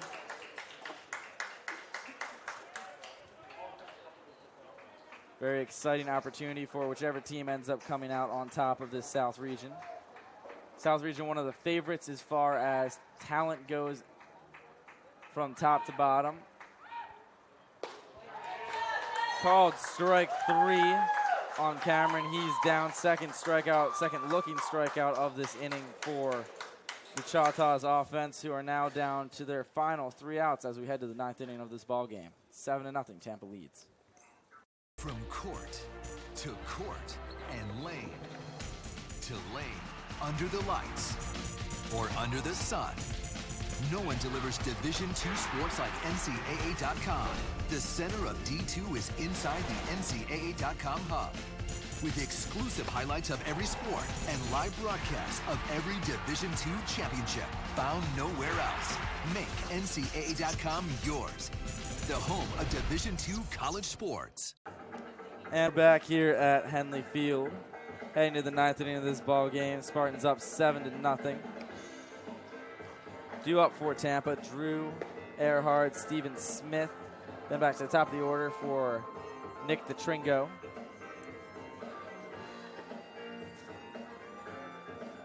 Earhart, a couple RBIs and a run scored. 1 for 3, also struck out and grounded out too short.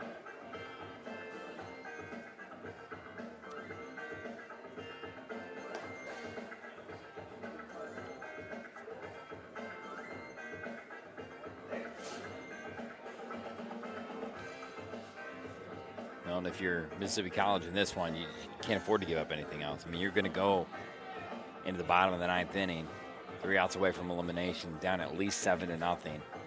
You cannot afford to give up any more runs right here. The top ninth inning for the Spartans, second baseman, Drew Earhart. I mean, that's probably the most obvious things anybody's going to say all day, but We'll take it. And a called strike 1 on Earhart. Dropped in the lineup a little bit. He was hitting further up. He hit second in the game against the Mocs earlier today. 0-1 pitch, another called strike. Earhart behind 0-2.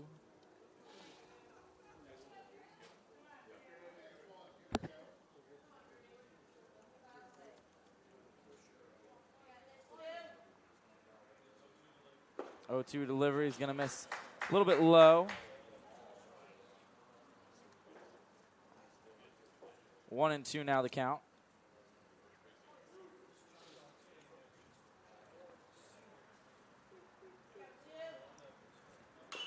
Pitch grounded foul down the third base line. Earhart staying alive. Kennedy now eclipsing 30, or not Kennedy, I should say, Tyler Beck now eclipsing 30 pitches in his relief role. That is actually Brandon Kennedy. My apologies, getting the relief pitchers mixed up. Count now 2-2 on Earhart.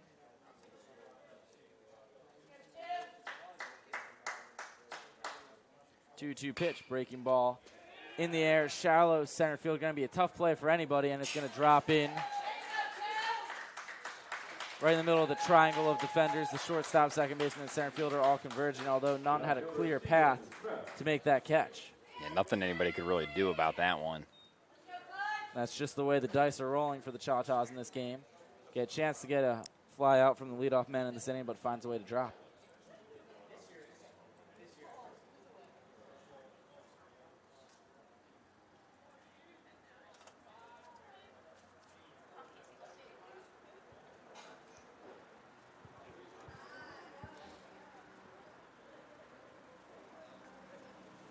Pickoff move. Runner back in safely. Steven Smith been on base a couple of times. He scored twice, also drove in a run. Struck out in his first at-bat, though.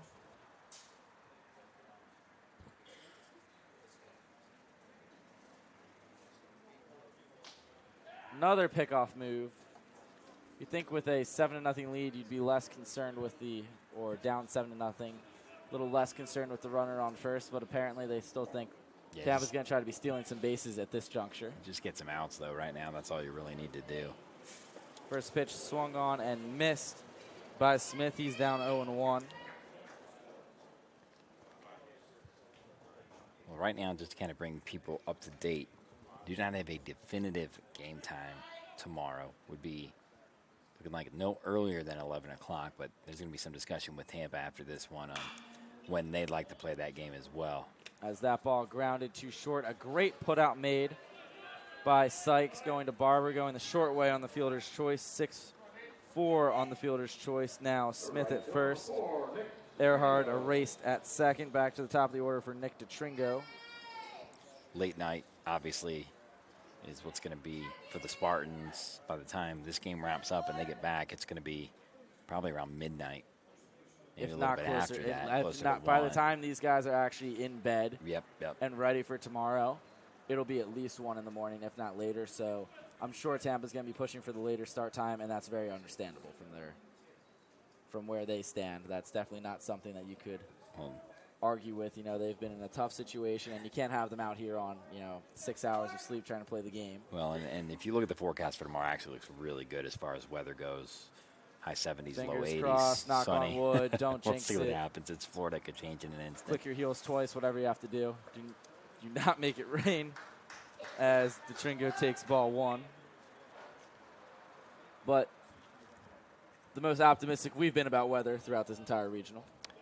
Yeah, we've lucked out today for the most part, and tomorrow looks pretty good as well.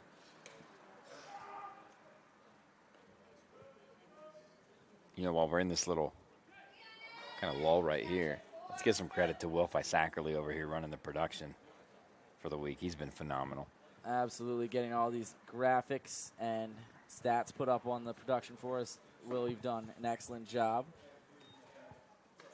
A little entertaining as well in between innings, dancing along to the music, keeping things light. Will's a great dancer. He's absolutely phenomenal.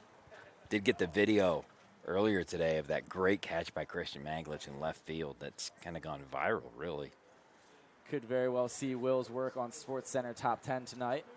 Would not be surprised if we do. It's actually been shared around by Division II Athletics, by Starting 9, which is a baseball page on Instagram, and several other real big name pages with multiple hundreds of thousands of followers. So the video has been seen, I'd imagine, by now over 100,000 times. 117,000 views. That's just on our page. And then let alone the other pages that it's been Well, that's total. That's total views. That's on Twitter. Our view, yeah, that's right, on Twitter. On Instagram, it's been shared by multiple pages that have over 200,000 followers each. Yep. That just tells you how good of a catch it was by Maglich, and the fact that we were able to get a relatively up-close video, much better than the one we get from our live stream done by Will, is a testament to the work that he's put in. Recent graduate as the runner caught stealing. So congratulations as well on that graduation. 2 away now, and a full count to Nick DeTringo. He's also been staying in my apartment all week, so that's been fun. Just giving Will a place to crash, crashing on the couch. He folded my laundry the other day for me, which is what a house really guest. Awesome. Yeah, the best house guest I've ever had. Beats the dog, that's for sure. No, I mean, he doesn't beat the dog. Like, that was as that ball gets lined to third. Did not Good mean to come snag out that made way. by Cameron on the line out. That'll retire the side in order in the top of this 9th inning. 12 pitches, 40 in total for Brandon Kennedy, and the Choctaws down to their final chance here in the bottom of the 9th at Henley Field.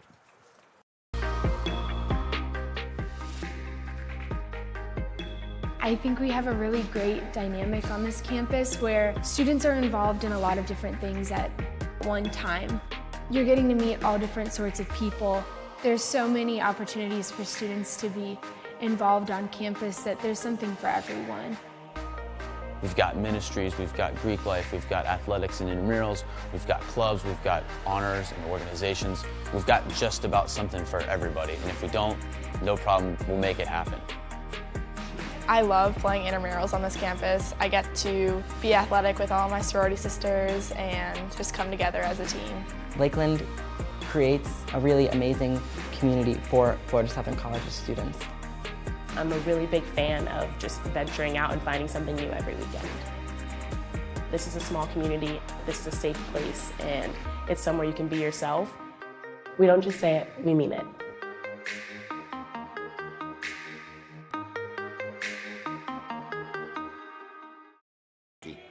And we are back here at Henley Field. Andrew Pauling, Ryan Bauer with you guys. Spartans up 7-0, 3 outs away from moving on to the championship game in this South region, playing Florida Southern no earlier than 11 o'clock tomorrow. Let's throw out our best guess would be noon start time for that game one. They'd have to beat them twice. Mocs only need one win to move on to Cary, North Carolina for the D2 National Championship. There's a pitching change for Tampa, however. Yeah, new pitcher on. It's Casey Radke, the senior out of Tampa, Florida. Radke this season has appeared in 4 games, all out of the bullpen, 6 2/3 innings, 7 hits, 4 runs, just 1 earned, 2 walks, and 8 strikeouts. Fun fact on Casey Radke, he is the son of former Minnesota Twins pitcher Brad Radke. Radke spent all 12 of his seasons with the Twins, was an all-star in 1998. He's in the Twins Hall of Fame. Dad was 148 and 139 as a pitcher. And he graduated from Jesuit High School of Tampa, as did Casey Radke, so keeping it all in the family. Dad was a right-handed pitcher. Casey's a left-handed pitcher.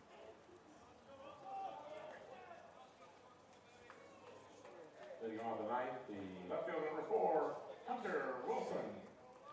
Hunter Wilson set to lead things off in this 9th inning. He'll be followed by Luke Yancey and Brandon Broussard.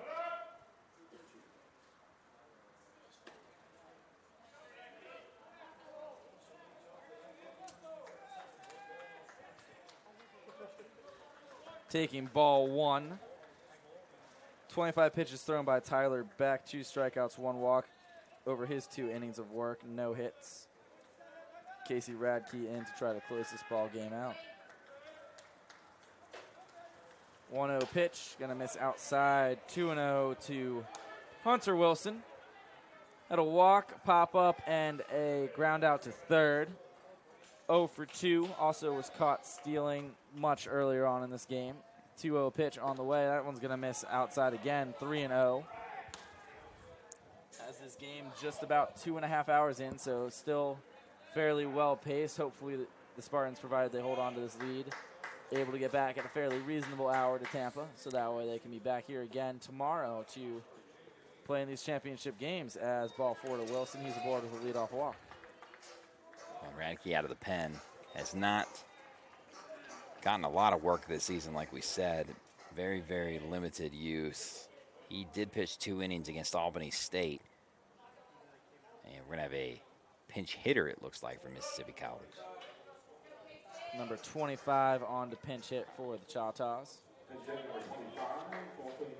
That'd be Fulton Johnson. Johnson's been in 14 games this year. He started 10 of them. He's only batting .225 this season. And he's hit by a pitch. Well, that was so quickly. Probably not what he wanted to do. The only pitch runners. he gets to see in that game. Well, and Radke looks like a kind of a junk ball lefty, like we talked about earlier. Dad was not known to throw very hard, was definitely a control pitcher, so Radke's a little wild right now. Another pinch hitter, Dylan Duplechain. He started 26 games for the Choctaws this year, batted .228 in the regular, or up to this point, rather, 3 home runs and 15 RBI and 101 at-bats. Walked 7 times, struck out 31 times, prone to that. Takes strike 1. Duplechain getting his first looks, obviously, in this ball game.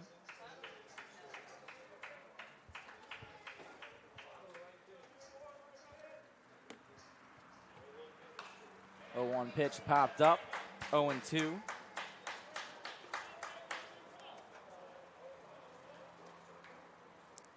Fulton Johnson over at first. He was hit by a pitch.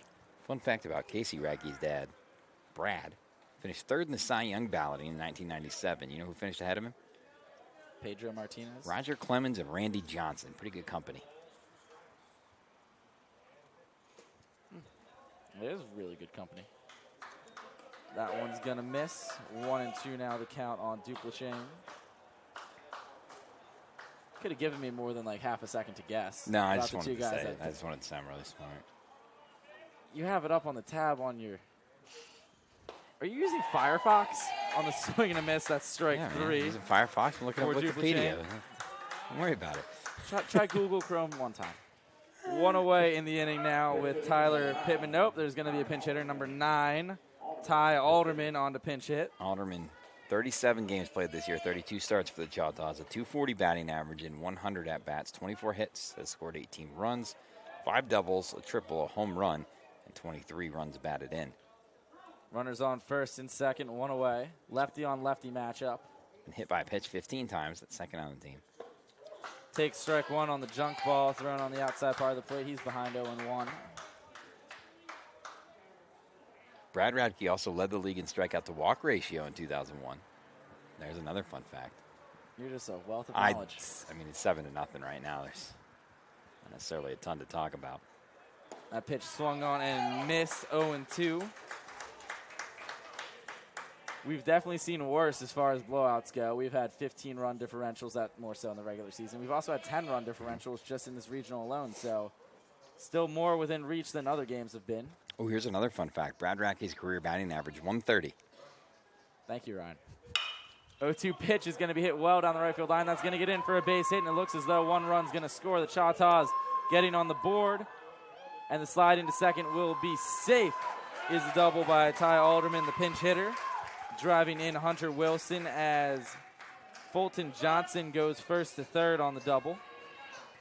Choctaws on the board. There's something exciting to talk about. Well, now you're in decent shape, really. I mean, 1 away. You got runners on second and third, only 1 out.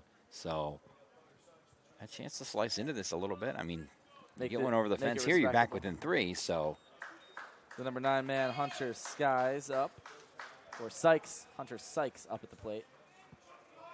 2 runners in scoring position. Infield's playing straight up. First pitch, swung on and missed, 0-1 to the shortstop. Alderman at second. Johnson at third. A little bit of life for the Choctaws getting on the board, breaking up the shutout. Maybe a little too late, potentially, as the count now 0-2 on Sykes. Although a little bit of fight at the end of the game, always entertaining.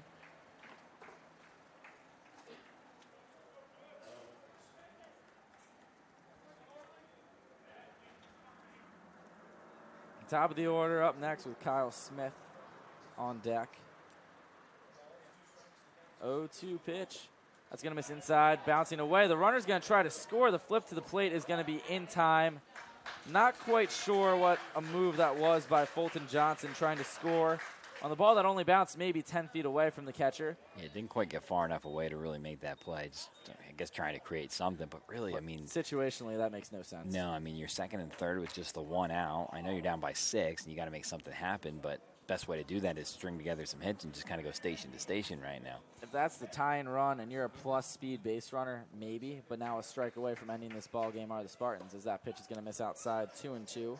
Brad Radke, 0 walks in his 29 at-bats in the majors, but 5 sacrifice hits. So you don't like get a your sacrifice average pitcher. hit. It's just a sacrifice. Yeah, sacrifice bunt. So 2-2 pitch. Wikipedia unreliable on its terminology right there. You don't say. Yeah. You know, in school, they don't let you use Wikipedia as a source. It's not considered reliable. What else do we have? Oh, born in Eau Claire, Wisconsin. That's fun. Very. Grasping at straws right now. 2-2 pitch on the way, 2 away in this inning. Tampa a strike away from moving on to the regional championship game against Florida Southern tomorrow, as that pitch misses outside. A full count now to Sykes. The reliever, Casey Radke, trying to close the door on this Spartans win in what has been a long and eventful South Regional tournament, which will culminate tomorrow in the championship. 3-2 pitch is going to be grounded up the middle, backhanded by the second baseman. Throw to first in time to beat Sykes by a step. Spartans win 7-1. The winning pitcher in this game was Christian Calleja, while